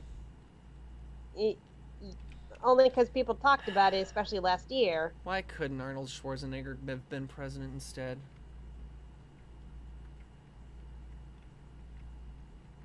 Yeah. Yeah. No, we're getting on that topic again. Anyway, back on the nicer things. The Simpsons is funny. regarding. Yeah, I'll give the voice actors credit. So- That's so- all I'm gonna so- say. And, so it's and- like- and at least the creators also gave us Phineas and Ferb, so Oh yeah, or somebody worked on them. Yeah. yeah. Dan and Swampy had pretty much their hands in a lot of the late '90s television. Like they worked on The Simpsons, Family Guy, Rocko's Modern Life. They've definitely SpongeBob. They've actually been on SpongeBob. Dan wrote the Campfire song. That's Yeah. right. How is it my God, Phineas and speaking- Ferb didn't become annoying?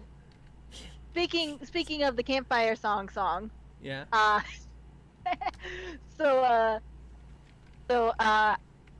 Yesterday I was in a D&D campaign and there was this like portal to like a sort of hellscape thing and like a farmer's field, Heard about and like there was like blue fire around it, and like I sneakily snuck the campfire song into the the bot's playlist. like you're hearing, well, it wasn't sneakily, everybody saw it, but still they saw it, and the DM was like, I'm skipping to that song right now, and I was like, yes. And so we just listened to the campfire song. Nice. We just listened to the song. campfire. We just listened to the campfire song while we were fighting a bunch of demons. It was great. I mean, that tune goes with everything. There's another meme for you. This song goes with anything, and they basically just take a song and put it over a scene that may or may not actually be appropriate for it. Like, CAMBFIRESONG song. And Did I spell that right? I think you did, yeah. Okay, Bella says, new topic. How about those gay ponies? Yes! Lyra and Bonbon are adorable! They are critically gay too, which is Oh, best. I remember, I think, was this like BronyCon 2013? I don't remember which writer it was, but one of the writers that was giving autographs, like she had a Lyra and Bonbon plushie on her autograph table, and she had them kissing each other, so like, wow, I guess they really do ship them. And this is like before the whole Slice of Life episode even came out. No, that's because they're in on the internet zeitgeist, like, you know, whether they're allowed to be. Like, I think the voice actors are okay to be on the internet zeitgeist. The writers specifically are to avoid fan fiction at any possible turn. Oh yeah, sure, they totally avoided fan fiction. Have you seen Slice of Life? You know what I mean. You know what I mean. It's just that for legal reasons they can't take anything life? specifically. From. one of these days I'm gonna make a video of everything that I guessed right in Bride and Daughter of Discord. Obviously there's stuff I got wrong, but Well, thing you got right. The Cutie Mark Crusaders got their cutie marks.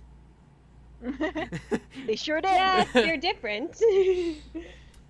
It's like, Okay, in fairness, in season 1 they were kind of hinting towards their talents would be something else. yeah, and Yeah. and you know what else is interesting about that?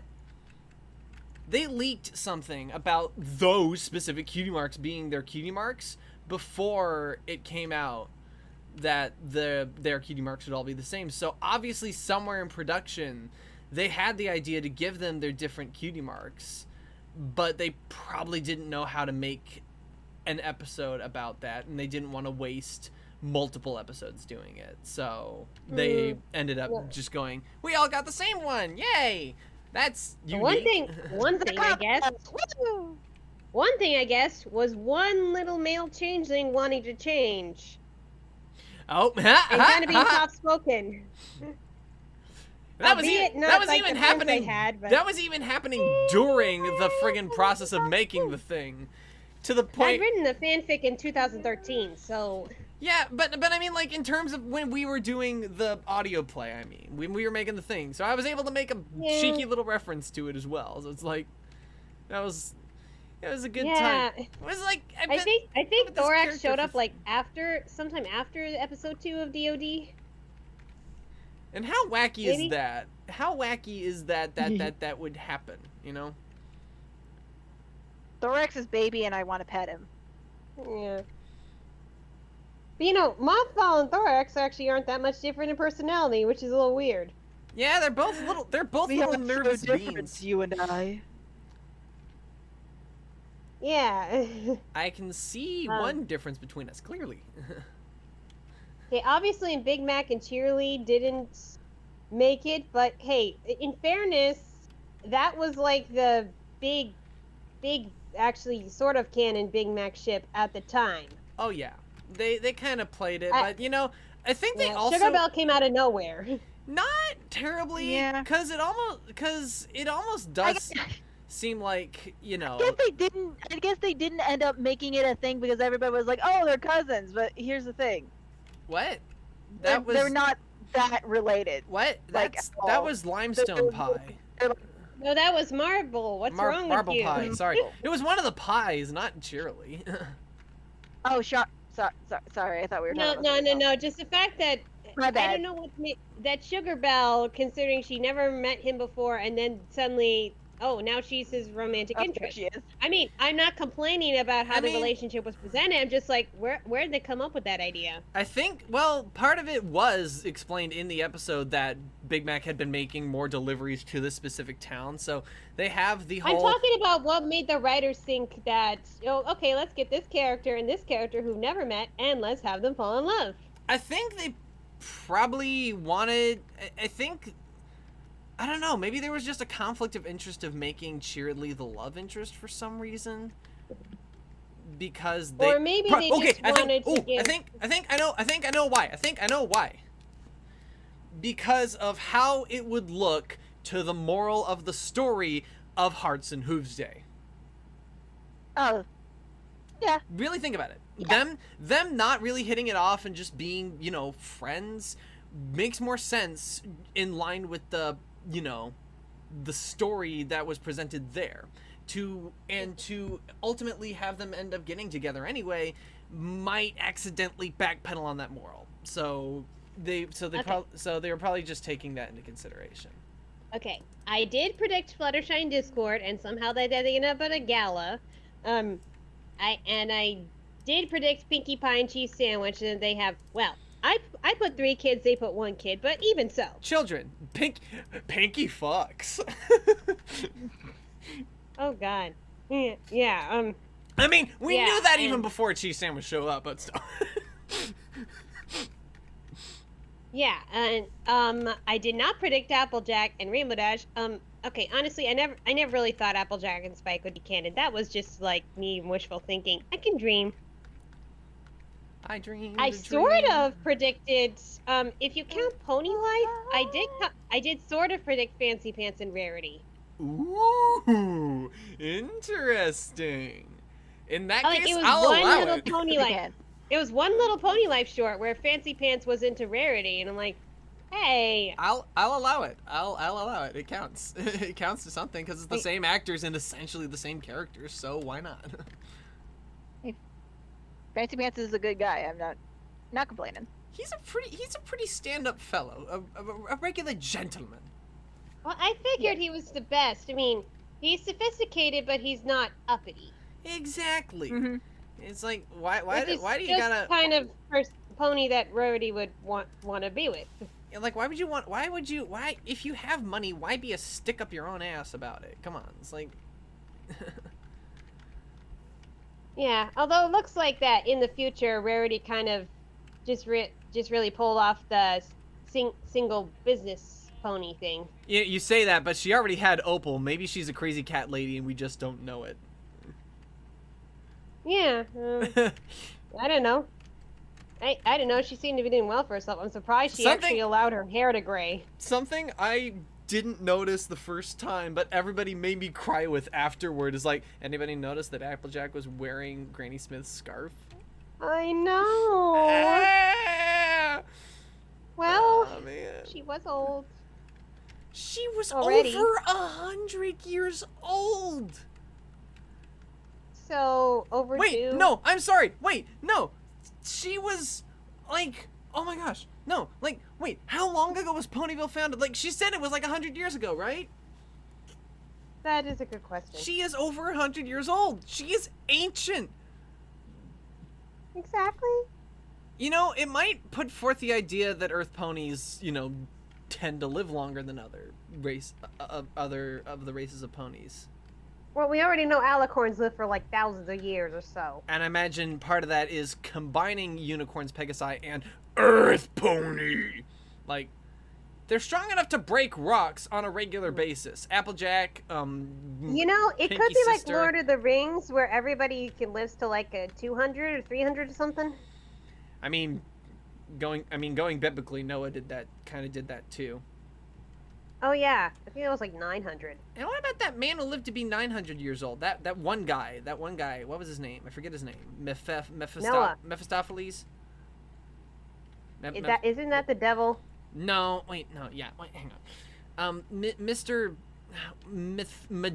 Methuselah, I think. Mixus Pidlick? No. I don't know. That's an M character I can think of. Oh, Old Deuteronomy. What? Old Deuteronomy. That's from Cats. I thought I thought you were referring to Mr. Mistopheles from Cats, and that made me think of Old Deuteronomy. Fair enough. I Fair don't know. enough. Still. I've lost track. What were are we you talking about? I don't know. Oh, Bella Pink Savage says, if anything, I would have preferred Rarajack over Appledash. Yeah. Then go watch you know, Equestria Girls again because that roller coaster of friendship episode was gay as fuck. Yeah, like I was kind of. I was like if I would have shipped Applejack with any of the other main 6, it would have been Rarity for me. And you know what? The They did it Rainbow well. Dash, it would have been Pinky. They Yeah. You know, they did it well. I like that they have two different versions of each of the characters and that their lives pan out differently. And it's like, yep, headcanon accepted. I'll take it. I like this. That's true. That's true.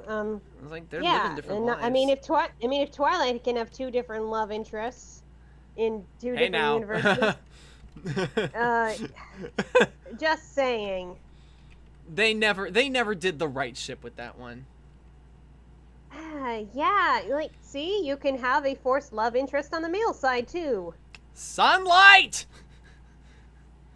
Me too. Yes. Exactly. I like the to think one true Sunset is- ship.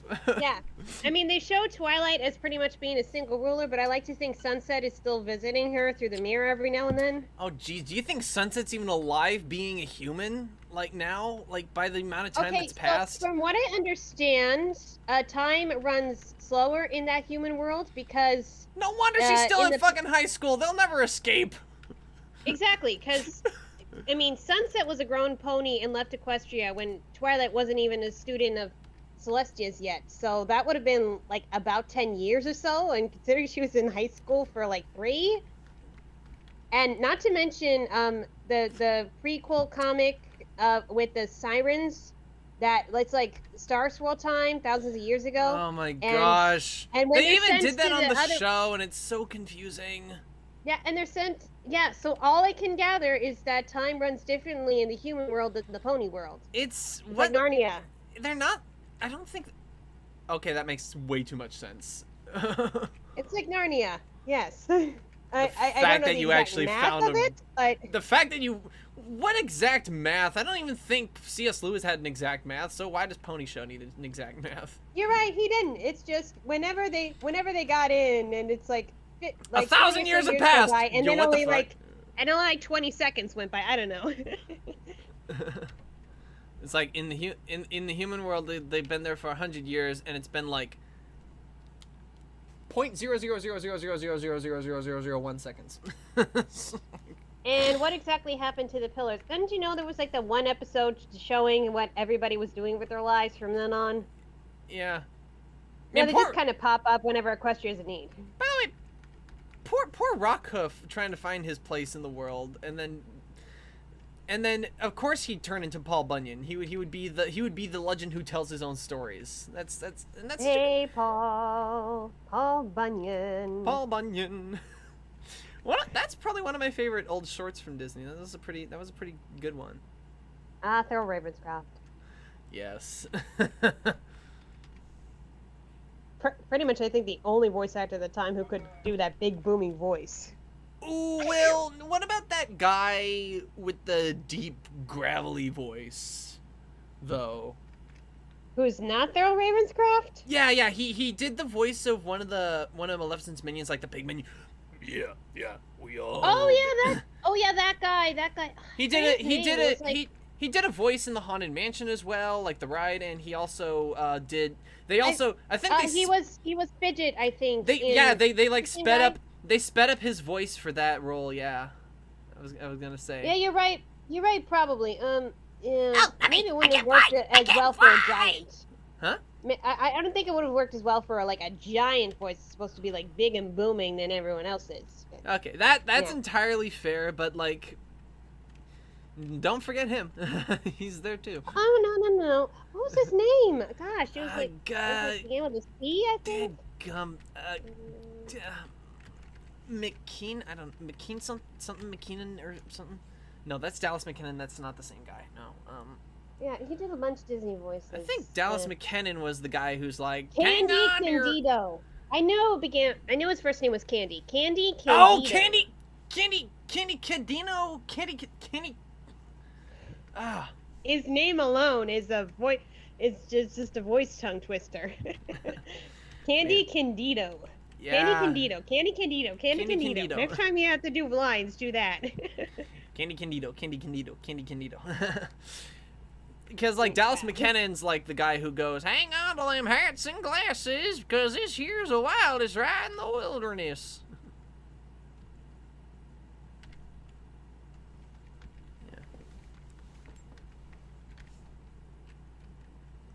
Okay. Hmm? Wait, that was him too? What? No, that was no. I was when I was thinking of names, Dallas McKenna came up in my brain, and it was like that's the guy who does the spiel at Big Thunder Mountain. Yeah. Oh, Bella Pig Savage. I'm a girl with dreams, and I want to believe that Discord somehow gave up his immortality or somehow made Fluttershy immortal. Okay. Okay, there was I a don't fan talk fiction. about- Okay, there was a fan fiction about this, and the story ended with Discord eventually offing himself when Fluttershy, like he gave up his immortality when Fluttershy passed. Forever Young? Is that the one you're talking I about? think that's the one I'm thinking of. Yeah, that's Forever exactly the young. one. That made me cry. Young. That It's made me so. cry. I think that It was Dr. so. Wolf did like an audio. Dr. Wolf did like an audio version, but I didn't want to listen to it. Sorry, because I the think reading it that's made me exactly. cry. I think that's exactly what I did because I basically did a read along with that reading. I think. Yeah, reading made me cry enough. I wasn't prepared for the sound version. Like, I'm sorry. And of course, Dr. Wolf's dulcet tones doing Fluttershy. You know you're gonna cry. Yeah, I had it like subtly mentioned. I didn't really go much into detail with it, but that Discord made Fluttershy immortal in Daughter of Discord. I remember reading it in I think it was in chapter 1 of Daughter of Discord that it got brought up, right? 'Cause remember- Thing is, I'm scared. I was scared of dealing with death. So, yeah. I think the thing is I went because I remember reading the fic before well before we did the audio drama, so I knew the story front to back, and I remember that detail being brought up. I think, yeah. I was a young writer. I was scared of bringing up the topic of death. It happens. Yeah. At least on-screen death. And now Disney Fanatic does Disney Fanatic does an MLP version of The Lion King where Mufasa lives. Yeah.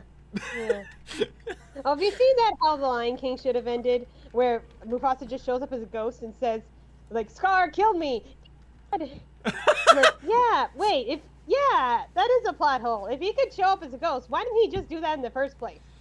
As soon as he died, just... Wait. I actually have somewhat of an answer for that. The answer is actually Rafiki basically gave the answer. He lives... The answer, Rafiki says, he lives in you. So the whole spiel that he's getting is not just something completely mystical. It's also from Simba's own subconscious. It's kind of like, you are a figment of imagination. You did not know, how could I? I'm a figment of, you know what I mean? Yeah, but then that It's an just reminds me of that just reminds me of the analyzing I had to do with Hamlet. Is it really a ghost? Or is it just a collective mirage? Or Yeah, fortune tellers are bullshitting you all the time, so of course it could be a collective mirage. Yeah. Oh yeah, Bella Pig Savage. Is it easier to write death scenes now, DF? It's never easy to write death scenes, but I at least know when they're necessary. I think it's really about a utilitarian standpoint for death. It's the thing is, if you're gonna kill someone, you need to do many different things, and one of those things is commit. Your audience is gonna hate you, especially if you get them to love that character, then they're gonna hate you even more. And you know what's gonna make them hate you even more? Leave them dangling story threads. Leave dangling story threads that never get resolved, because that's what real life happens. And you know what? It gives people a real understanding of death. And you know what? Yeah. You just... I am contemplating figuring out where to put a death scene in any story that I write in the future, so I'm really putting a lot of thought into. I'm really going to make you cry. I'm really going to make you so upset. I'm going to make you throw hands, basically. You are going to want the gods to do something about this, and they won't. Yeah, the novel I was working on, my writing group said, I feel like there should have been more consequences, maybe if this character died. I'm like, no, not here. Okay, for one thing, there's a lot of books. Why does this character have to die in this book? And there's not really... Also, this is one character we haven't spent a whole lot of time with, so I don't think it's going to have that big an effect. Yeah, I mean, it's... Actually, I found out, okay, if I'm not going to say anything, I'm only going to say that it's in relation to a Disney show that is an isekai, and I'm just going to say that it's not about the amount of time you spend with a character, it's the quality of the time you spend with the character that's really going to make you upset. I'm actually Even tearing then, up. I'm actually tearing like up the right character now. they Holy suggested shit. the character they suggested I kill off. Like, yeah, we haven't spent enough time quantitatively or qualitatively. Yeah, you know what I mean. I know what So you mean. I think that's kind of just a random. Oh yeah, we have to make things so bad, so let's make a random bad thing happen that is not really connected to the flow of the plot line here. That's not fair. Like, it's like, do you think like a dramatic element needs to happen? You can have something, injury is always an option. Plus, it's the first book in the series. Usually when you got longer series, you start really killing off characters in like book 3 to 5 or something. Maybe book 2 if you're gutsy enough. I know, like, it's like the more I think about it, I was like, no, this one can't die here. This one can't die here. I can't kill any of these off, and there's not even so maybe I shouldn't. It's like nobody knows the path the author is going to take with the story, and in many cases, especially when you're dealing with a good author, like, you gotta trust that what they're doing is definitely going to lead to the best result. It's like, I mean, don't get me wrong. I know when a character has to die. Like, one of the short horror stories I wrote when I'm like, oh my god, this character has to die. And when I'm doing it, I'm like, I'm so sad. But I know it has to happen. I literally think, like, that's probably, like, the Grim Reaper's mentality at points, Like, it's like, I don't have to like reaping these souls because they die young or suicide or something like that, but, I have a job to do. It's like, I don't have to like what I'm doing. I just have to do it. I think I wrote something like that with the Banshee. This is for, like, a senior project, but honestly, if it's ever going to go anywhere, I might have to rework some stuff, but I haven't even looked at it in years.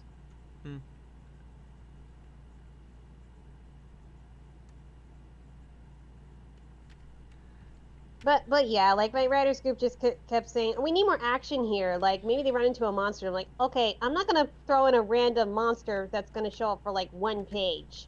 Because I hate it when that happens. Not everything is solved by violence. Maybe a nice, I relaxing... mean, it's that moment in, like, the season 4 premiere when that Rockadile just comes in for, like, literally 10 seconds and is just defeated and, like, okay? It's like they went to the artist and said, we need a scary monster, draw something. Okay.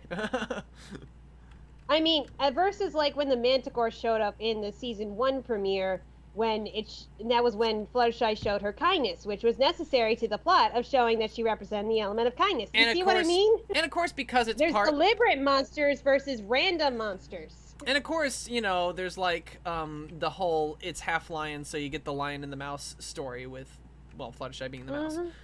It's really sweet.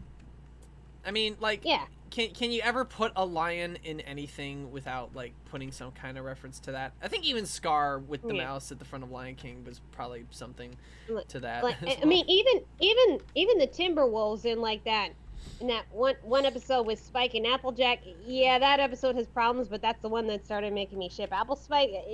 Anyway, yeah, even the Timberwolves, they served a role when they showed up. Like, they showed up at the beginning.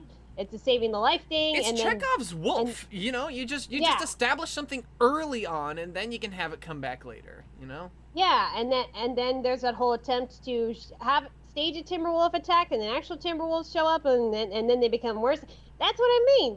That's when the monsters become deliberate. So it's like you get like, your coincidences that work against the characters. It's like you always gotta, like... I get if you want it to be a little more fast paced, but there's only I'm not just gonna throw in a random event to pick up the pace, and pretty sure there are other ways to do that.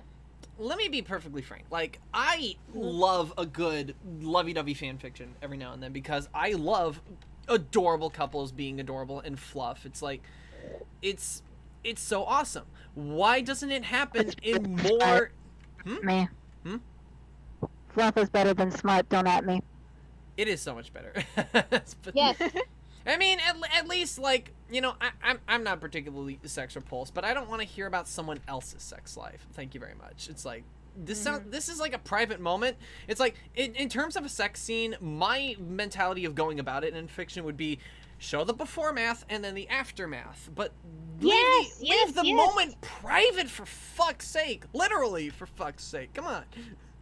Like, yes, especially, like, there was this one fanfic I found where they went on for that for, like, 20,000 words, and this was, like, a single chapter, and I'm, like, scrolling down, it's still going on? Gosh!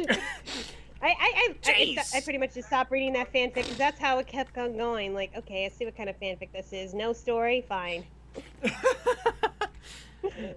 But like, for me, it's like, why doesn't more contemporary fiction just have those sweet, quiet moments with characters? You know, we don't see enough of that. That's what I like.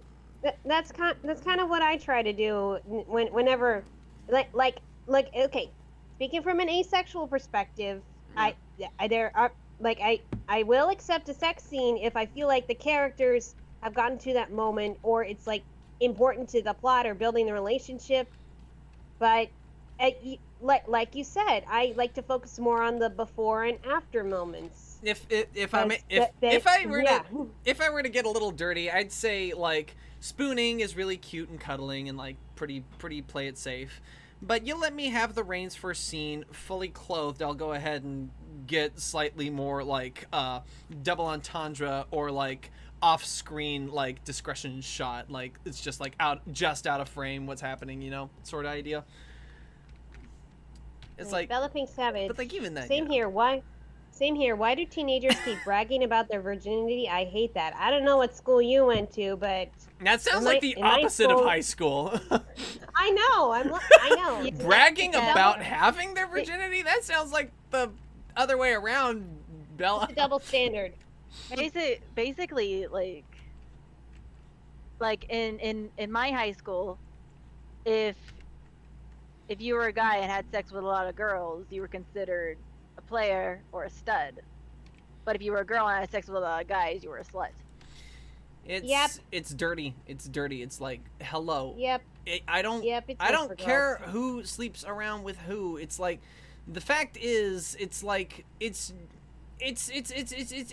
not.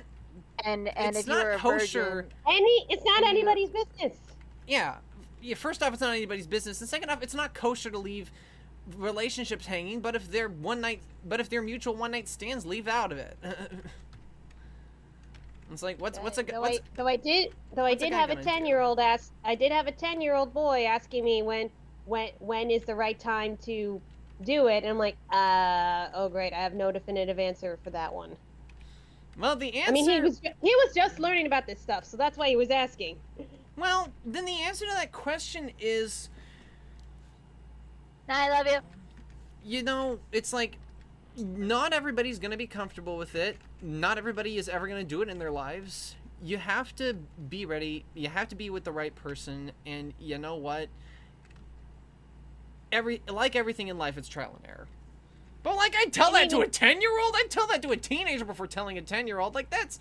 10-year-old? Seriously?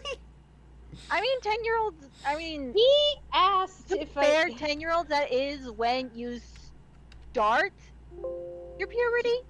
I guess that's pretty much in your puberty until you're like 12. That's pretty much when the education starts. That's when it started for me. And I still didn't know what was going on. Yeah. I mean, I remember when I was like 10-ish, I remember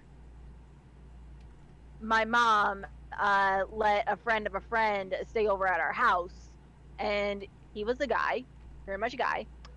I don't know if he was actually tall, but he was tall compared to me because, you know, I was a child. Right. Mm-hmm.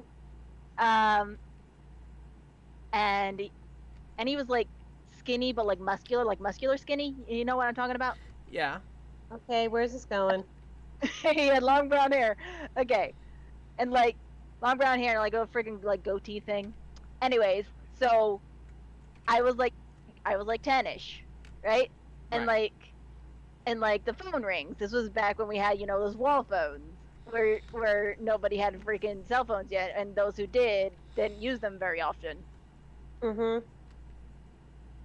And And? like me being the angelic 10-year-old I was, and I wasn't allowed to pick up the phone when I didn't know the number. So And? I called so and so. Don't remember his name, so I'm just gonna call him so and so. So I called so and so, and he comes and like he had just gotten out of the shower, so all he had on was a towel around his waist. And I remember 10-year-old me, tingle went up her spine. Didn't know why. I just handed him the phone and ran off. I thought this story was going to go in a totally different direction. Thank goodness. But I'm just saying, 10-year-olds, like, they do, that is that is when they're starting their puberty, you know? And 10-year-old me didn't, even though she didn't know what the freak that was, like, there we go. That's where I get my attraction to tall men with dark hair and a goatee.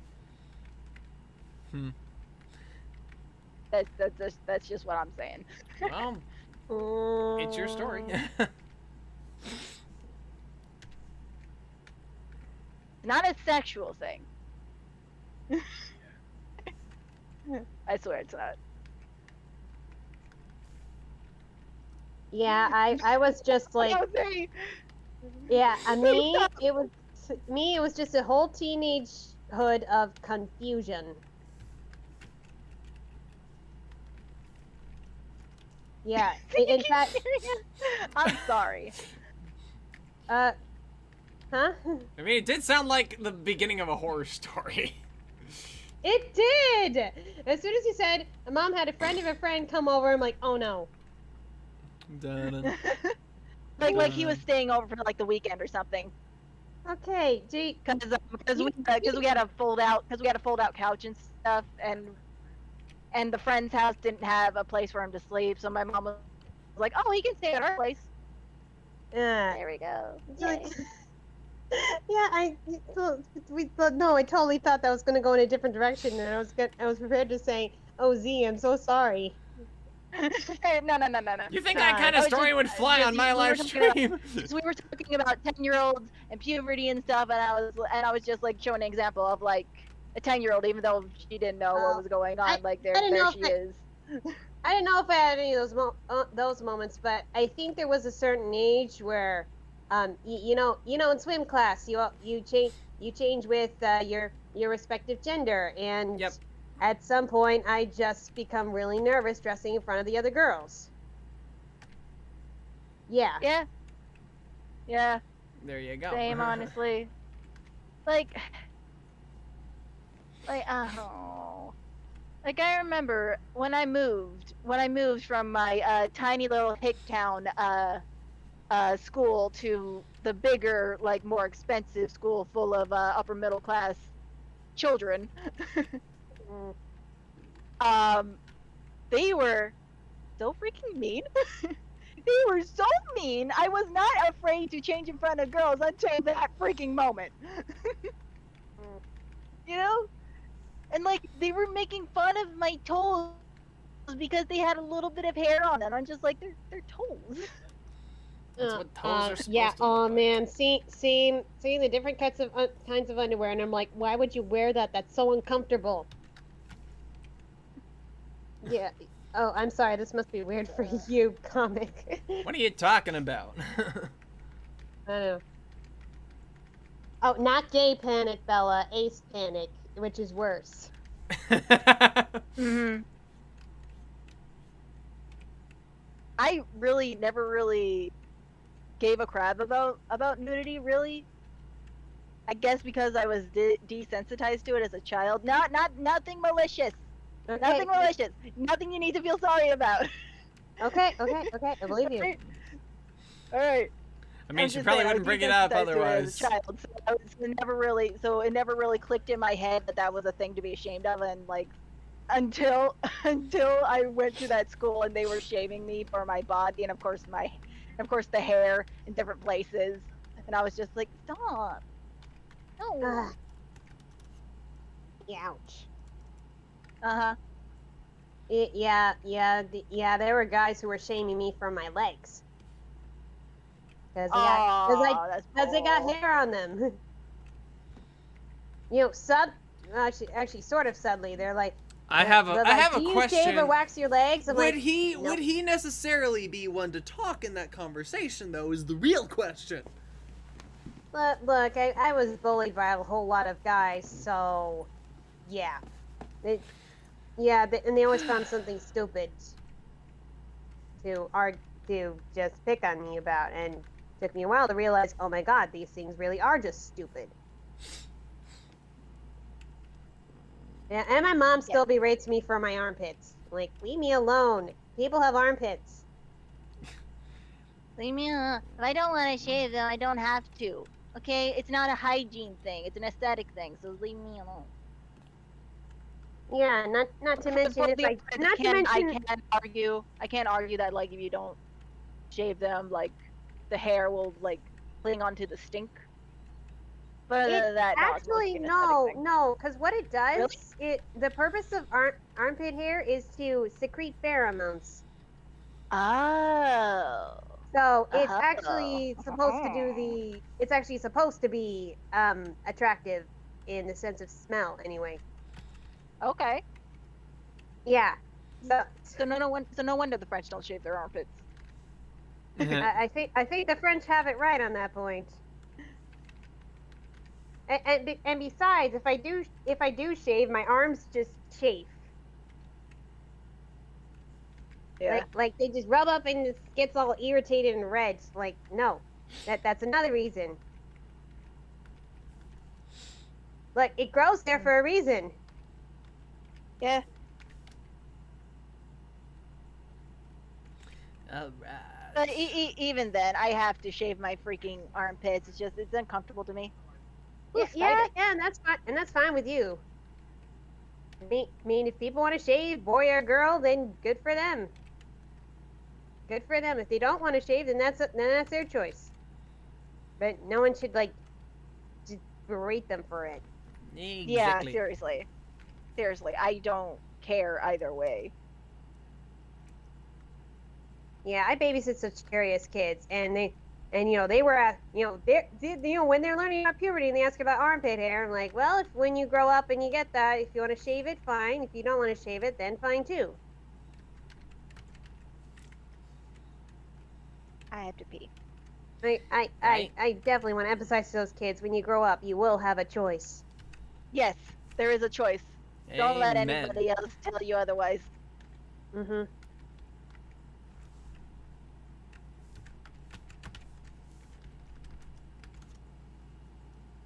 Like, when you grow up, you can dye your hair if you want to. You can curl your hair, you can cut your hair, We whatever. are talking about gender roles or something. I don't know. I mean, Yeah. isn't that usually what our conversations end up diverging to anyway? Pretty much. Let's face it, in some respects, comic, you have things easy. Well, I mean, You're a straight white male. In some respects. I still don't have a girlfriend. Well, I don't have one either, so, Neither do I. None of us have girlfriends. Or boyfriends. I mean, you I do. Oh, you do? I do. Yeah. yeah, you I didn't know. Yeah. That's cool. Z, what kind of license do you have to say that? Okay, I don't have a partner. There, is that better for you? Yeah. Is that more inclusive for you? What the heck did he have? oh, Did yeah. my computer just die? No. Oh, it yeah. didn't. Why is the screen black? Get out. Oh, Z. yeah. Has anyone ever played the game of life? No, I haven't. I love the earthquake heard card. Well, yeah. I've been playing the game of life with the kids I babysit, and like the pieces are these cars, and you have people pegs that you put in the cars, Yeah. and traditionally it's blue for boys and pink for girls. Right. Yeah. Obviously. Yeah, and I didn't realize at the time as a non-binary. kid. Yeah, and there's that one space where you go to where you stop and get married, and and he had another peg to the front seat. Right. And of course, traditionally, when we were little, I always put the blue peg. But you know what? I decided, hey, I can go either way, and just to show these kids that they have a choice, I'm putting the pink peg next to my pink peg. They already know I like guys and girls, so yeah. I mean, they still pick the opposite gender, but hey, like I said, their choice. My Man, computer won't turn back on. It's not dead. The lights are on, but it won't. What's with the black screen here, bub? It sounds like Halloween. The house is still giving out candy, but the lights are off. Oh, last Halloween we didn't think we were gonna get any trick-or-treaters, especially since, well, I live in a retirement village, and also because last year. Right. Yeah. So but I am in costume though, cause well, I was allowed to do it for work, and you know it's fun, and then there's a ringing at the doorbell, and I'm like, and I go there, and there's like this little girl who's like 3 years old, who's holding up a sack. And the dad is like down the steps, and I'm like, okay, must be someone's grandkid. Well, we didn't think we were gonna get anybody, so I just kind of ran to our collective bowl of Reese's and just got a handful. Like, yeah, I'm not gonna turn this 3-year-old girl away. Right. And I said, I washed my hands first, so should be okay. Plus they're in wrappers. Yep. Hopefully this Halloween we'll have some more fun. Yeah. I remember the past Halloween, my mom was always doing a thing for Halloween, so it's like she didn't want to skip out. So Is it overheating? Like, what's happening? so she wanted What? to like My computer. man. I'm about done with this. I'm just gonna unplug it and let it die. All right. Well, You're we know what'll dead to happen if me. you suddenly cut off. No, I'm on my phone. Oh yeah, me too. For some reason, I can't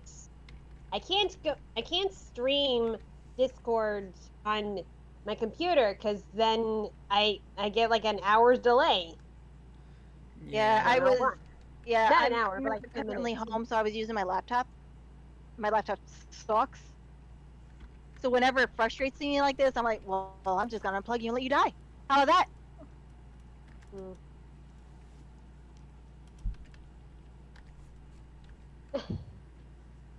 Then I unplug it and I let it die.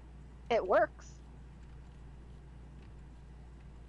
Yeah, but I like Halloween. I like dressing up, and I want to like go somewhere to show off a costume. Yeah. So what? If I ever find my Alice dress, maybe I'll be Alice. Ooh. Yes. Man, what my mom did last year was like she went ahead and got the like the little grabber things like you use to like you know, reach for things. Not like the toy, but like the legit like gripping grabber thing, you know. Yeah. She put skeleton hands on it, and she went ahead and made up the front of our garage as like a movie theater concession stand, and like Ooh. handed out like full candy bars, like you know, like a whole like concession stand thing, and it was really cool. Yeah, I used to throw Halloween parties for my classmates at my house.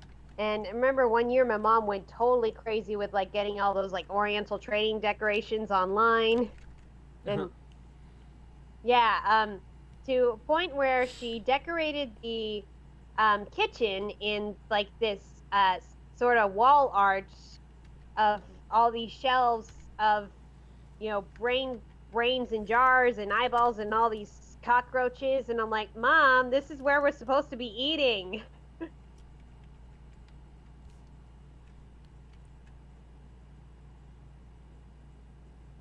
Beep, beep, beep, ba-doo. Sorry, did anyone catch that? Yeah, I caught that. Yes. I don't know. There was no response, so I'm like, oh, I'm not lagging again, am I? Nah, you're good. You're fine. My word. Yeah, I miss being able to throw Halloween parties. Cockroach. I throw a party. I'd throw a party if I knew more people in the area. Cockroach story. So my brother has like a VR headset, and I went ahead. I'm scared of this already. Okay. No real bugs in the making of this story. Oh. But Even like, so. so anyway, like, and I'm playing Five Nights at Freddy's. The what's it called? I know which one you mean.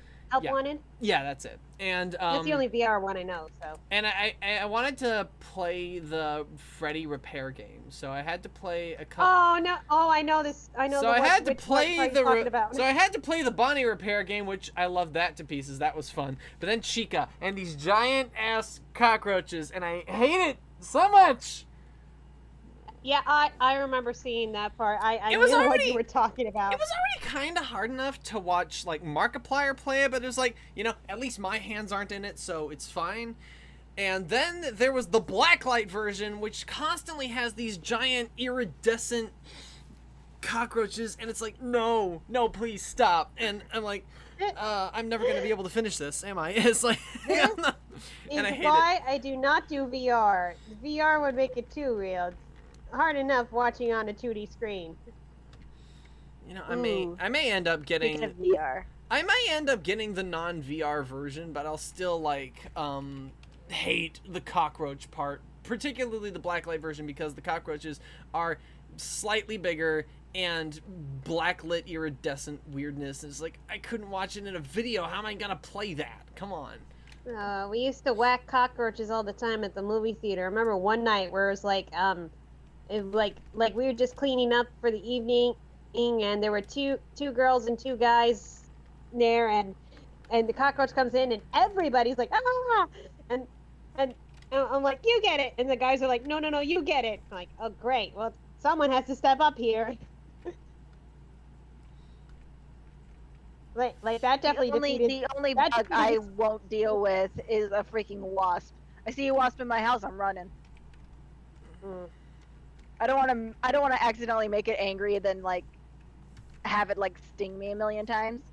But they don't Anything stop. with a stinger, avoid like the plague. Oh, poor choice of words. Sorry, we can't say that anymore I mean, because people haven't. People haven't avoided the plague like a plague. I think we should still use the phrase specifically to be like, avoid it like the plague. Wink, wink. If you Yes. know what I mean, nudge, nudge.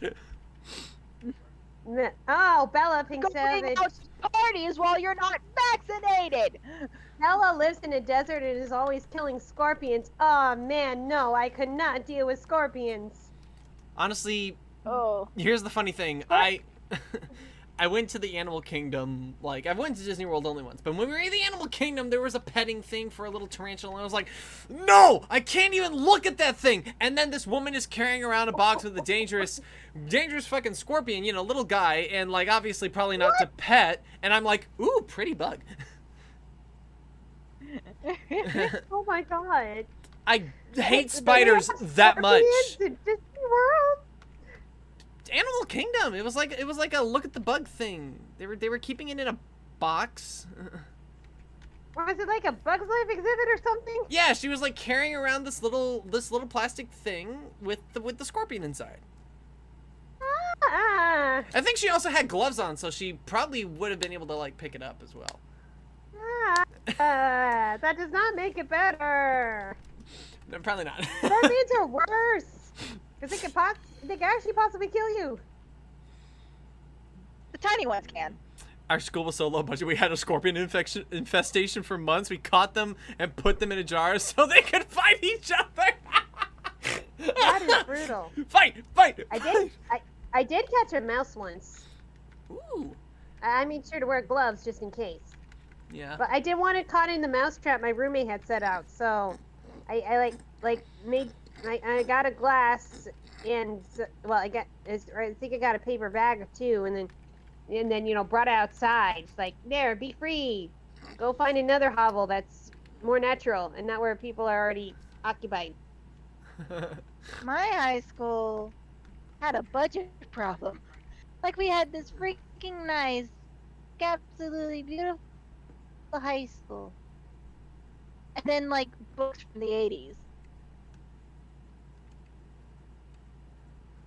Not every class had books from the 80s. There were plenty with brand new books still. I'm pretty sure they had us read books from the 80s. I mean, Okay. that just sounds like a class assignment. Oh, you know what's funny? Like I saw this whole list of the most banned books in schools, and like half of them, those were assigned to in my school. So, The times they are a changin'. Woo! apparently, like the Adventures of Huckleberry Finn is one of the most banned books. Like, really? Why? Why? Why? Catcher in the Rye, I understand. I actually didn't like it that much. You Like, I was the know, one kid in my class who didn't like Catcher in the Rye. I read that one, the Huckleberry Finn I'm one. so confused on why Huckleberry Finn is banned. Why? I didn't know because it features a You're confused. African slave. It also I mean, it yeah, prominently features. At the Yeah, time period, thank you, Bella. Thank you, Bella. at the time period it was written, there were slaves. There were No, black no. slaves, and Z, they said the N word. oh, Okay, they said it in To Kill a Mockingbird too, but if it's used in historical context, Let me put it to let me phrase this one for you guys. I had some serious qualms when I was reading it, like reading the thing aloud. Reading the book aloud. Like I was reading the book. Like I don't think we read it out loud, but I had some serious qualms about it, and like I was kind of uncomfortable whenever that word cropped up. I didn't have many other issues with the rest of the story as far as I can remember, but I had particular issues with that. And if I can say how much I've changed now, I'd say I wouldn't necessarily have many qualms reading it out loud, academically speaking, because for all intents and purposes, Yeah. the book is as the book will be. There's not much changing that. And it's like, and to remove it from its historical context would be wrong. It would be, I would be mean, by admitting that logic, it never. we have to, It would be admitting that that it never logic- happened. by that logic, we had to remove some of the Sherlock Holmes stories because I was listening to them audio and. Yeah, they use words like that, and I'm like, whoa. Give Sherlock Holmes. it was commonplace. It was commonplace back then. And you can't Exactly. just Okay. remove it. Ignoring. Exactly. Okay. Ignoring that, they actually don't have a big problem with that word in Britain. Oddly enough. Which I learned. Yeah. So Sherlock Holmes, yeah, that's a no-brainer. I think they'd probably keep that, like, all intents and purposes, like wholesale, like because it's a British book being read in Britain, so by Britain, so It's yeah, how Twain uses it versus how Lee uses it. Yes. I suppose so. Okay, like Twain, he was like probably one of the least racist people of his time. That's saying a lot. That would be saying a lot. I think he'd only be beat out by Walt Disney if he was alive back then. Yeah. Let's paint a picture that ultimately that just because someone's not racist toward a certain group doesn't mean they're not racist toward another. So obviously Walt and a lot of the people he worked with did not necessarily have it all down pat. Case in point, I mean, Peter Pan. just watching Dumbo, Peter Pan, Peter and Pan of course is- the infamous Song of the South. Peter Pan is a lot worse than the other two mentioned. And the Song of the South one was baked into the source material, sadly, with how racist it was, being a white guy cataloging a bunch of stories that didn't belong to him. Is like the origin of where the Brer Rabbit characters come from. For all intents and purposes, though, it's like, to be perfectly fair, you can be accidentally racist. Like, the crows from Dumbo aren't intended to be mean-spirited, but racism isn't always mean-spirited. Sometimes it's just misguided. Yeah, that's why like there are warnings on some Disney Plus things that like this may contain inaccurate cultural depictions due to the time or something like that. I mean, for me, like, I don't. It's like this is a personal thing, but like I don't have a lot of discomfort with Dumbo. I don't have a lot of discomfort with Lady and the Tramp. I have a little bit of discomfort more so now with Aristocats. Certain take on that particular, but I really. I think I know what you mean. Was it the Siamese cat? I think, yeah, like in the Aristocats, it was a lot worse. I feel like personally, and that of course is just a white guy giving his opinion. But like, what about Lady and the Tramp? I said Lady and the Tramp. I don't feel so bad about. Like, I think those characters are. I think those characters are too perfectly charming. I think their charm outweighs the ugly caricature, but still, it's still not one that's necessarily done to me necessarily, as Siamese cats are a breed of cat. It's a clever play. It's obviously a pun on that, and obviously a racist caricature on that. I actually recently watched the live action version. They changed them to like these tabby cats, and it's like this rap thing now, and yeah. Oh boy, that's interesting. I think that might be worth a watch. It was actually something like out of Cats, like the style of singing, I think. Okay. But what I was gonna get to at last was the thing that I am still most uncomfortable with, like in complete perpetuity, is definitely Peter Pan. Like, if there was ever if there was ever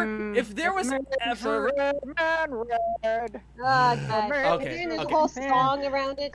But Stop singing it. Here's the thing. No. Here's the real gross thing. It's like, okay, first off, okay, you got a really overly gross caricature in like the Chief, like, ouch, yikes for that one, pal. It really was pretty. But the thing She is, doesn't even talk though. Tiger Lily doesn't talk, sure. And she's given the same gross caricature skin color, like, to match everyone else. But at the same time... True. And you know, she could be literal animated red face because her face is drawn conspicuously attractive to maybe the white demographic, if you know what I'm saying. Oh, true. So, for all intents and purposes, for everything that feels okay, it's like there's always something underneath it where it's like, hell, I mean, even Aladdin and Jasmine are still getting flack about, like, aside from maybe their noses having very white people faces in the animated version. Like, you know what I mean? It's like... I mean, Jasmine has big lips. I mean, in the same way that Ariel has big lips. Come on, she's like they're all drawn with makeup on permanently. It's like I imagine everybody's like slamming feminism, but everybody else is like, I want that magical makeup that every Disney princess wears that just never runs and never comes off. Like, God, I need some of that. Please. Or more like the fact that that's very hard to animate. You say that, but you know, Kidding. who's to say that Actually, they just? yes, though. It's more like smooth jazz talk. What? I think she's wondering what you're talking about with the Aristocats. Oh yeah, no, not Scat Cat. Love Scat Cat. He's great. Like. Yeah, I mean, he's called Scat Cat because the actor's name is Scatman Crothers. Oh yeah. Yeah, and actually the character was modeled after Louis Armstrong. Oh, they were definitely. gonna have Louis Armstrong play him, but then he couldn't make it, so then they got Scatman Crothers. Is Scatman Crothers black? Yes. Okay, I was gonna have a moment there. I was like, Disney, we're not gonna have another Jim Crow scenario on our hands, right? Okay. Because like the crows and now I know. Because I looked at. Now. No, I meant the Lady and the Tramp remake. Oh. Okay, I'll have an example that there is one example of that people say is racist, but it's okay. So you know the in Jungle Book the monkeys singing "I want to be like you." Yeah. They're saying like, well, why do they? yeah, why to have all these, black actors singing about wanting to be like someone else? I'm like, actually, none of them are black. Like And Louis Prima's a white guy. Hello. yes, Mhm. yes, yeah. That one's not based off Louis Armstrong. That's Louis Prima. Yeah. Louis, yeah. They both have the same name, Louis, and they both have a slightly raspy voice.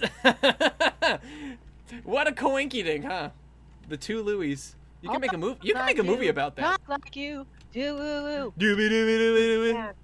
Also, actually, in terms of like black versus white, a white guy played the main crow in Dumbo, but the singing voices were, at least IMDb corroborates the idea of it being a black men's choir. So Yeah. there's Yeah. something- Actually, one of them was the guy who played Uncle Remus in Song of the South. oh yeah, That guy's story is sad. He wasn't even allowed in the premiere. he wasn't allowed in the premiere because they held it in Backwaters, Alabama. For pity's sake.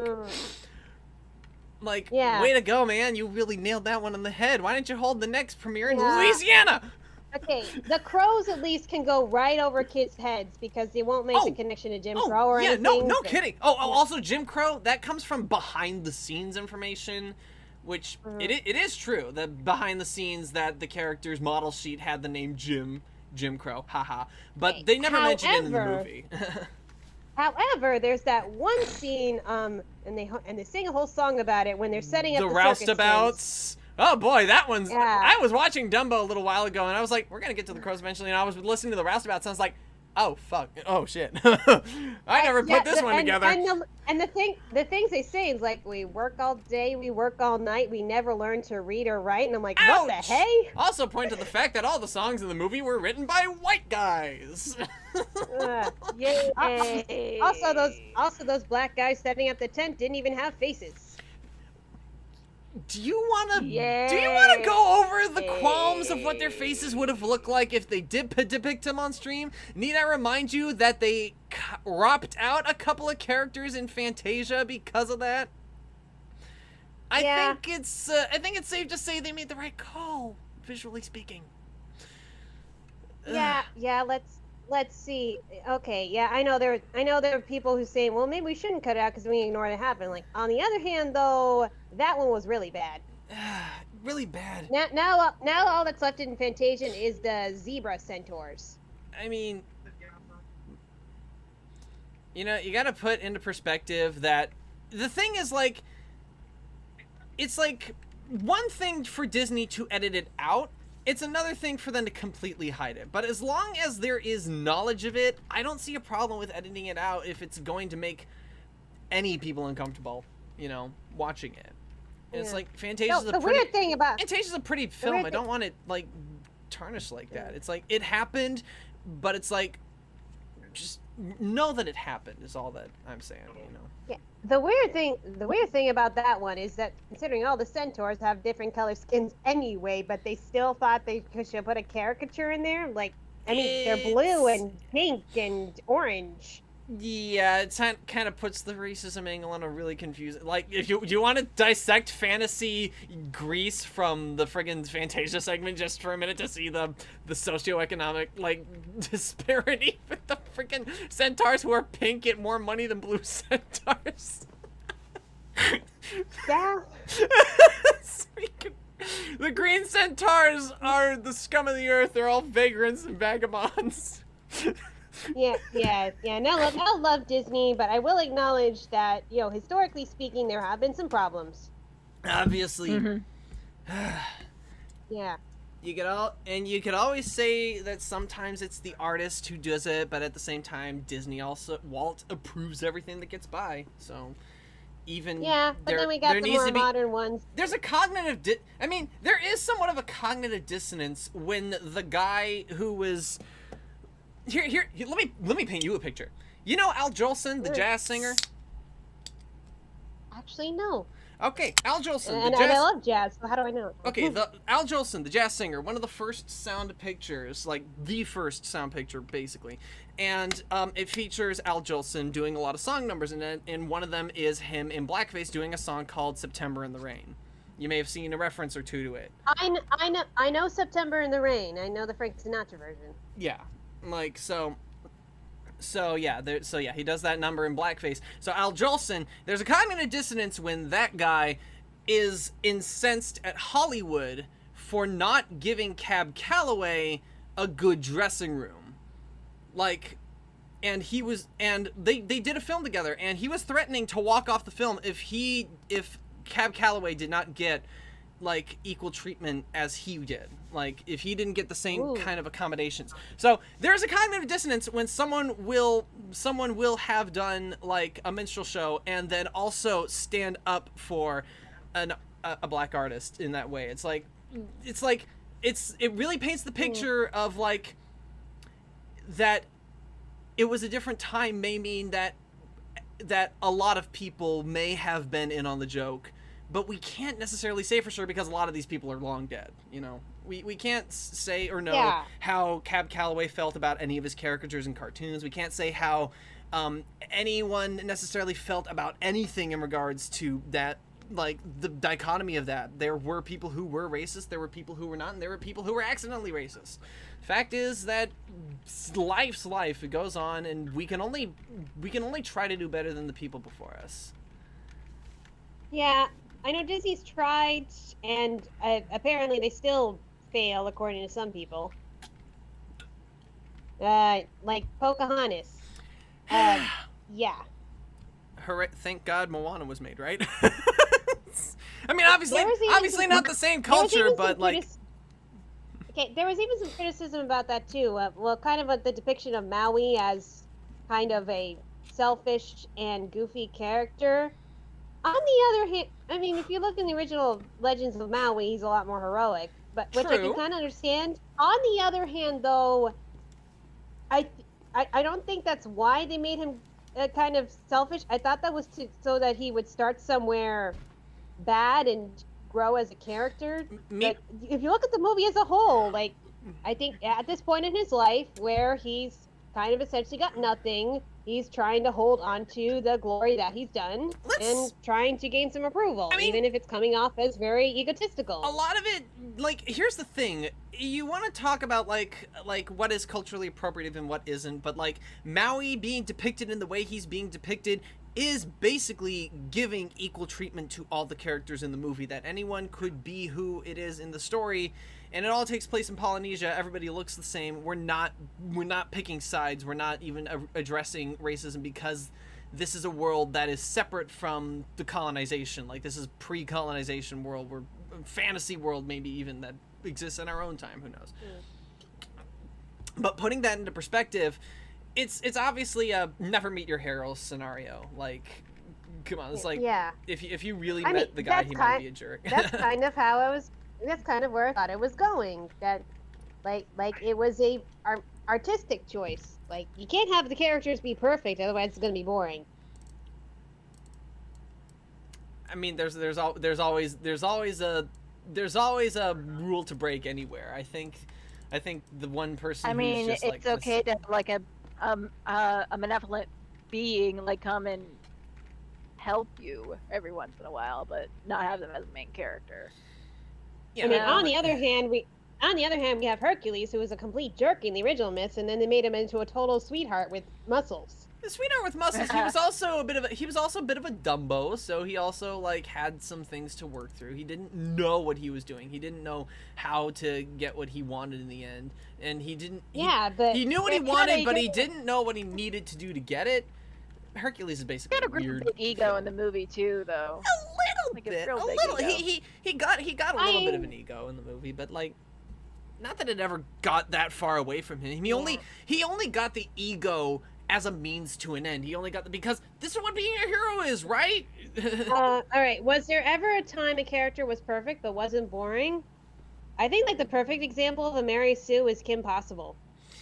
But, like, where it actually works. you say that, but, like, a perfect character kind of, like, doesn't perfect character paint the picture of that character really not necessarily having any frustrations or struggles? And Kim Possible's got those out the wazoo anyway. Like, but the fact that she could do anything. So she still had her own struggles. No, that was the joke. The joke was she could save the world like it was no problem, but high school is a fucking nightmare. That was it was basically the idea.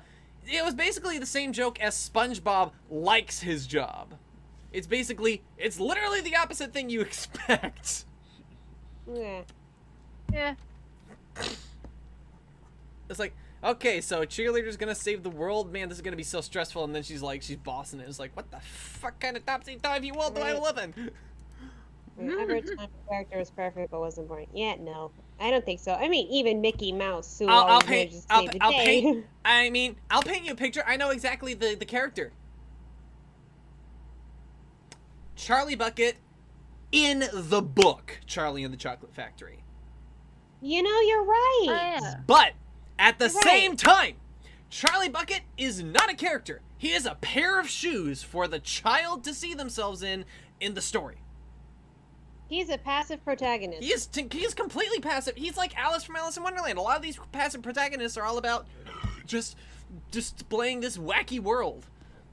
In contrast, though, Alice actually, what makes her so endearing is the fact how she like questions everything. She and does. She Actually, does seems question smarter than everyone else there. Well, that's because everyone else there is clinically insane. At least Yeah, as far but as they're all. like she's the only one who makes any sort of sense, even stuff that goes on a may have tangent, and noticed everyone calls her. That I'm not all there either. But tish. I know, but everyone calling her crazy, but she's the only one who makes any remote sense in the whole place. I'm the crazy one. I actually read a little bit of one of the chapters because I was going to attempt to do something in like a piece of fiction. I was going to try to write a musical version of Alice in Wonderland. I know one already exists, but like that the character in universe would be writing said musical. So I had to come up with something original. And I was reading one of the chapters, and one of the solutions Alice comes up with to the problems is that she picks up the playing cards and she like slips them under the door.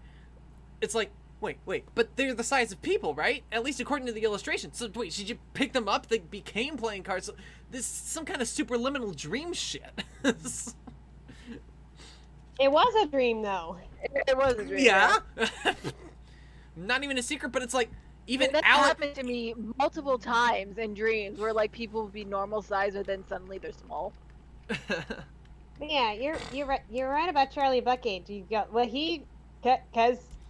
kind of just serves as that foil for all the other awful kids. And his perfection really just nails down to the fact that he didn't do anything. The fact is, like, whenever Wonka told the kids, no, don't, they never listened, but Charlie always kept his hands to himself because he only ever did things when, like, Wonka allowed it. Like, when they were in the big candy room, he went and gathered some treats. But otherwise, he never did anything beyond anything. Like, if Wonka never said you could do something, he basically never did anything. He's, like, the most passive in-universe, out-of-universe. It's just, he barely does a thing. Matilda's not like 100% perfect either. I mean, and to be perfectly fair, she can do a lot of stuff, but her limitation is that she's a child. And let me be perfectly honest, I do personally like the movies version of Charlie, probably because they had to turn him into an actual character. You know? Hold on, which one? The Gene Wilder one. Yeah. Because, like, he actually was a little selfish because, and it's not unfair for him to be selfish. He has literally nothing. He has probably the more right to that golden ticket than any of them because he literally lives in a shithole. He deserves, like, he deserves better, and it's like this poor, and all these like snotty little kids who have like their dad's a car dealer, so probably rich. Veruca Salt, definitely rich. Augustus Gloop can be afford to be fed, so probably rich.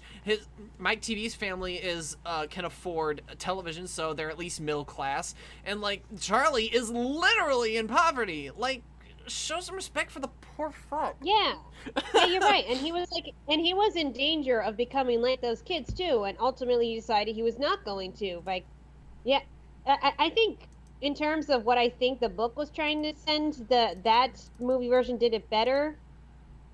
Even though Roald Dahl didn't like that movie. Yeah, he did. For different reasons, like them not being able to get squirrels.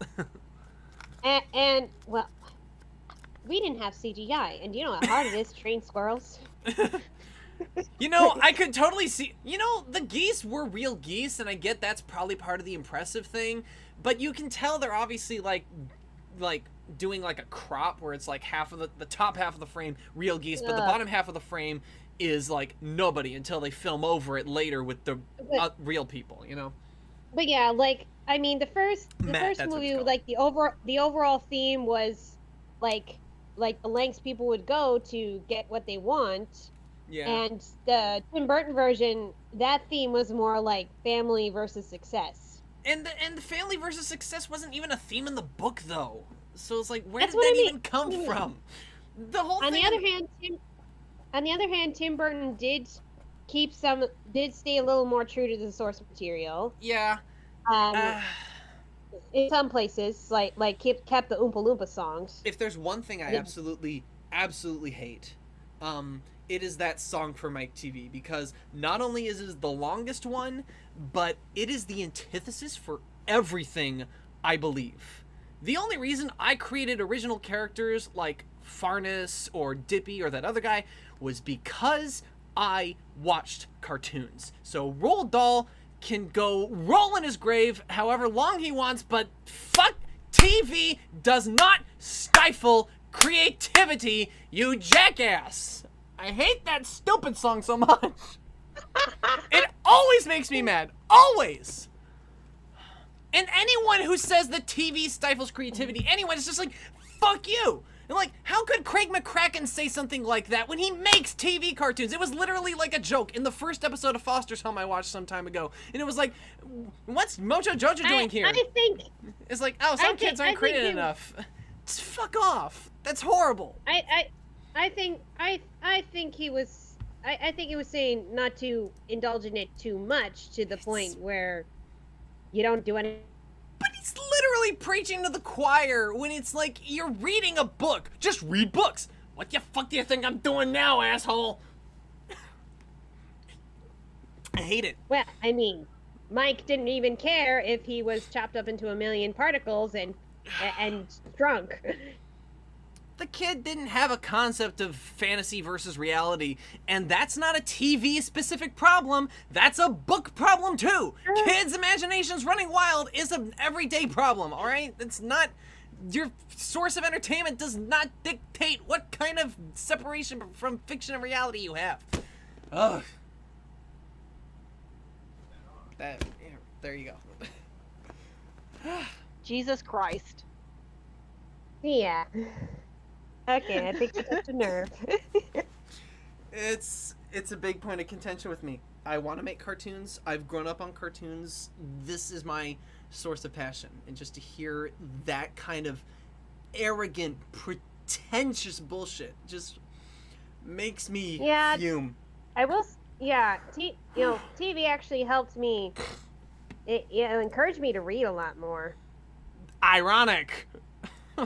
Yes, like not even just like those books, like in those shows like Sesame Street or Between the Lions, but Exactly, like, for the fuck's sake. Even just books that were like based on the shows or movies I watched. Or the other way around. A lot of shows and movies are based on books. Yeah, I will tell you what is mindless for the kids' generation today. This is the second time Bella asked if you need to lay down in this stream. That's funny. I will say what is a problem for the kids today is tablets. Like some of the tablet games I've seen the kids play are like, why are you playing this? I mean, there was a game the kids were playing called Fart Attack. I'm like, what's the point of this? I don't mind video games, but some of the ones that are made, I'm like, why? Do we have to get into this conversation about video games now, because I'm ready to throw down? Okay, look, I played a lot of computer games when I was a kid, but a lot of those would like either have a very coherent story or they'd have some kind of educational value. Like I played the Jumpstart games. Oh, same But here, now same they here. have now they have like these dumb apps where you're filming and then and in it, like you're filming on the camera, and in that camera there's a farting hot dog, like not a hot dog as in a dog in a bun and farting and like in whatever you're filming, and I'm like, Why? I can definitely go. Lemon summed it up pretty well. He said it's predatory marketing towards yeah. children. Oh boy. Because kids will click on whatever shit, you know. It's like, you know, I like and to it's give funny. I like to give children the benefit of the doubt. They are definitely smarter than we give them credit for. But when they're Definitely, yeah. young and impressionable, they're going to put stuff in their mouth that doesn't belong in their mouth. So don't let them eat mud pies, kids. Don't you put it in your mouth. Don't you put it in your mouth. Don't you stuff it in your face. Don't you stuff it in your face. Though it might look good to eat. Though it might look good to eat. Yeah, those tablets definitely aren't helping the kids that I'm watching now who are having trouble Fuck reading. Canada. They won't even watch the Canada. Magic School Bus. They won't even watch the Magic School Bus. Well, I mean, come on. There's Martha Speaks, Arthur, Martha Speaks, Word Girl, Martha They Speaks, hate Arthur. Fetch Rough Rough Man, Martha Speaks. I'm like, what's Martha wrong with these kids? Hey, what about Thomas? That's nice. That's a nice show. Good moral lessons and cute stories. Okay, but the fact is, I won't even look. They Thomas the even Tank refuse to Engine? watch something. They even refuse to watch something remotely educational. Like something's going on here. Well, wait. Come on. Like, not even. Okay. Here's how you stealth a moral to a child. Have them watch Kim Possible. Because they have lessons of the day in those episodes. All the time. Yeah, they All don't have the time. Disney Plus, so I can't just. Yeah. But the thing is, like, if you can find a show that basically just looks like your average television show, and probably is, but it was also made in the time when there were some lesson of the days being slipped in there, those are good shows to look for. Well, they do like My Little Pony. There you go. That's basically your garden variety lesson of the day episode show. I know, but if I'm looking for something to help them with what they're learning in school, like, oh, you're learning multiplication. Well, I know Schoolhouse Rock video for that. It's I hate that. Ooh, show them Animaniacs, and you will stealth them into a world of education. Oh yeah. It's they got tired of that multiplication. after a It's while. math education. Yeah, Animaniacs seemed to work with the geography part.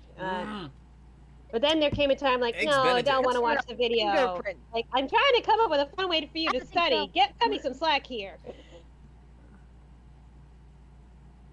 They're like, oh, I know a fun video that can help. Like, no, I don't want to watch it. Like, do you want to just read the stuff over Honestly, and over that's again, or do you want to escape. watch something? I escaped to an extent, fella. I'm sorry. I think we all learned a valuable lesson here. Never take candy from strangers? Well, yes, but that's not specifically what we learned just now. Yeah, but I'm not against video games. Well, what about Halloween? I Can we like just shut up? I'm not against video games, but just some of the games they make for kids, like, Yeah. why? Right, But right. I'd say like one of the best games that are made for kids. It's probably the Lego series. You think? I personally think The that, Lego games are actually really good. honestly, if you want my thought, I think kids should really just be playing Tetris and Snake. Good puzzle solving, like, you know, like find solutions to difficult problems. That's fine. I try finding like puzzle games for them too, but then they're like, oh, it's too hard. I after, like, five met a small child who Okay. plays Portal 2. Okay, so there you go. That's a great puzzle solving game. It's like think about your place in space and using physics. It's kind of pseudoscience, but it's also still kind of considering how physics works. Like your speed and gravity is going to make the difference with how far you launch yourself like a freaking like slingshot across the room. Or better yet, play board games. Yeah, like I know. Chutes We and do. Ladders. We do play. We do play board games. They've been really into the game of life. At least it somewhat teaches them math. Oh yeah. What about Monopoly? That's a great math game. It teaches you about how to manage finances. It also teaches you this- to be a criminal. The 7-year-old rage quit as soon as somebody else took Park Place or something. Of course, everybody wants Park Place. Yeah, it got so bad that her brother had to just take her turn for her every single time. I'm like, okay, this is just petty. I think it'd be even worse if you played like a Disney version of Monopoly where it's like, no, I wanted Adventureland. I wanted Neverland. There is a Fantasy Disney World. version of Monopoly. There's a Only few- it's like There's yeah, a it's few. like movies. I think there's a few Disney versions. There's a Disney Princess version. There's a Disney Theme Parks version. There's a Disney Characters There's a version. pony version. There's a pony version. The ponies in Monopoly. That's the one I tried to play with the kids, and well, I think it was like the Crystal Empire or something that she really wanted, and then when someone else See, tried, I she's knew like, it. No, Okay, no, see now if you I play. wanted it. Okay, Cosmic. see now if you played something like actual Monopoly, they wouldn't get all hung up on the names of places because it's like, it's not your favorite cartoon kingdom. I know they're kind of tough kids because every time something doesn't go their way, they throw a tantrum. Even if it's just, oh, I wanted the red car. Well. Well, Timmy, you're not getting the red car. Your Life's not sister fair gets the red sometimes, car. Timmy. It was the opposite. suck it up. It was the opposite of what you just said. The other way around. Life's not Really? Life's not fair, sister. The classic Yeah, rage quit. yeah. That life's not fair, little Tammy. It's the game of life. That's what I keep pointing out. That's why it's called life. And there's an MLP Yes, version yes, of life. Yes. There is an MLP version of the game of life. You know- I started with the pony version, then they wanted something harder because that one kept getting so easy. So I'm like, okay, I guess I'll get the real game of life. I mean, the thing is, like, there's an MLP, Disney, Big Bang Theory, Doctor Who, anything version of anything. I'm pretty sure there's a Disney version of fucking Battleship out there somewhere. Where you, like, one of the boats is Donald's boat or something. I don't know. What do you want from me? Life's not fair. I not will fair. never be king, and you will never see the light of another day. Thanks for that What's that code. Oh, from? Alright. Well, give it Lion up. King. Give it up. For Oh. 3 hours. We've been at this for 3 hours. And I kind of pittered off And there at the end. I need to get up in the morning. Oh, let me practice my taxi. So, I need to get up in the morning. I am going to go ahead and take this time to thank everybody for being here and for people to look forward to the stream next week. I won't be having anybody over as a guest on the audio channel because we'll be playing Among Us with you. That's right, you on stream. All you people in the chat, Yay. you guys get to play too.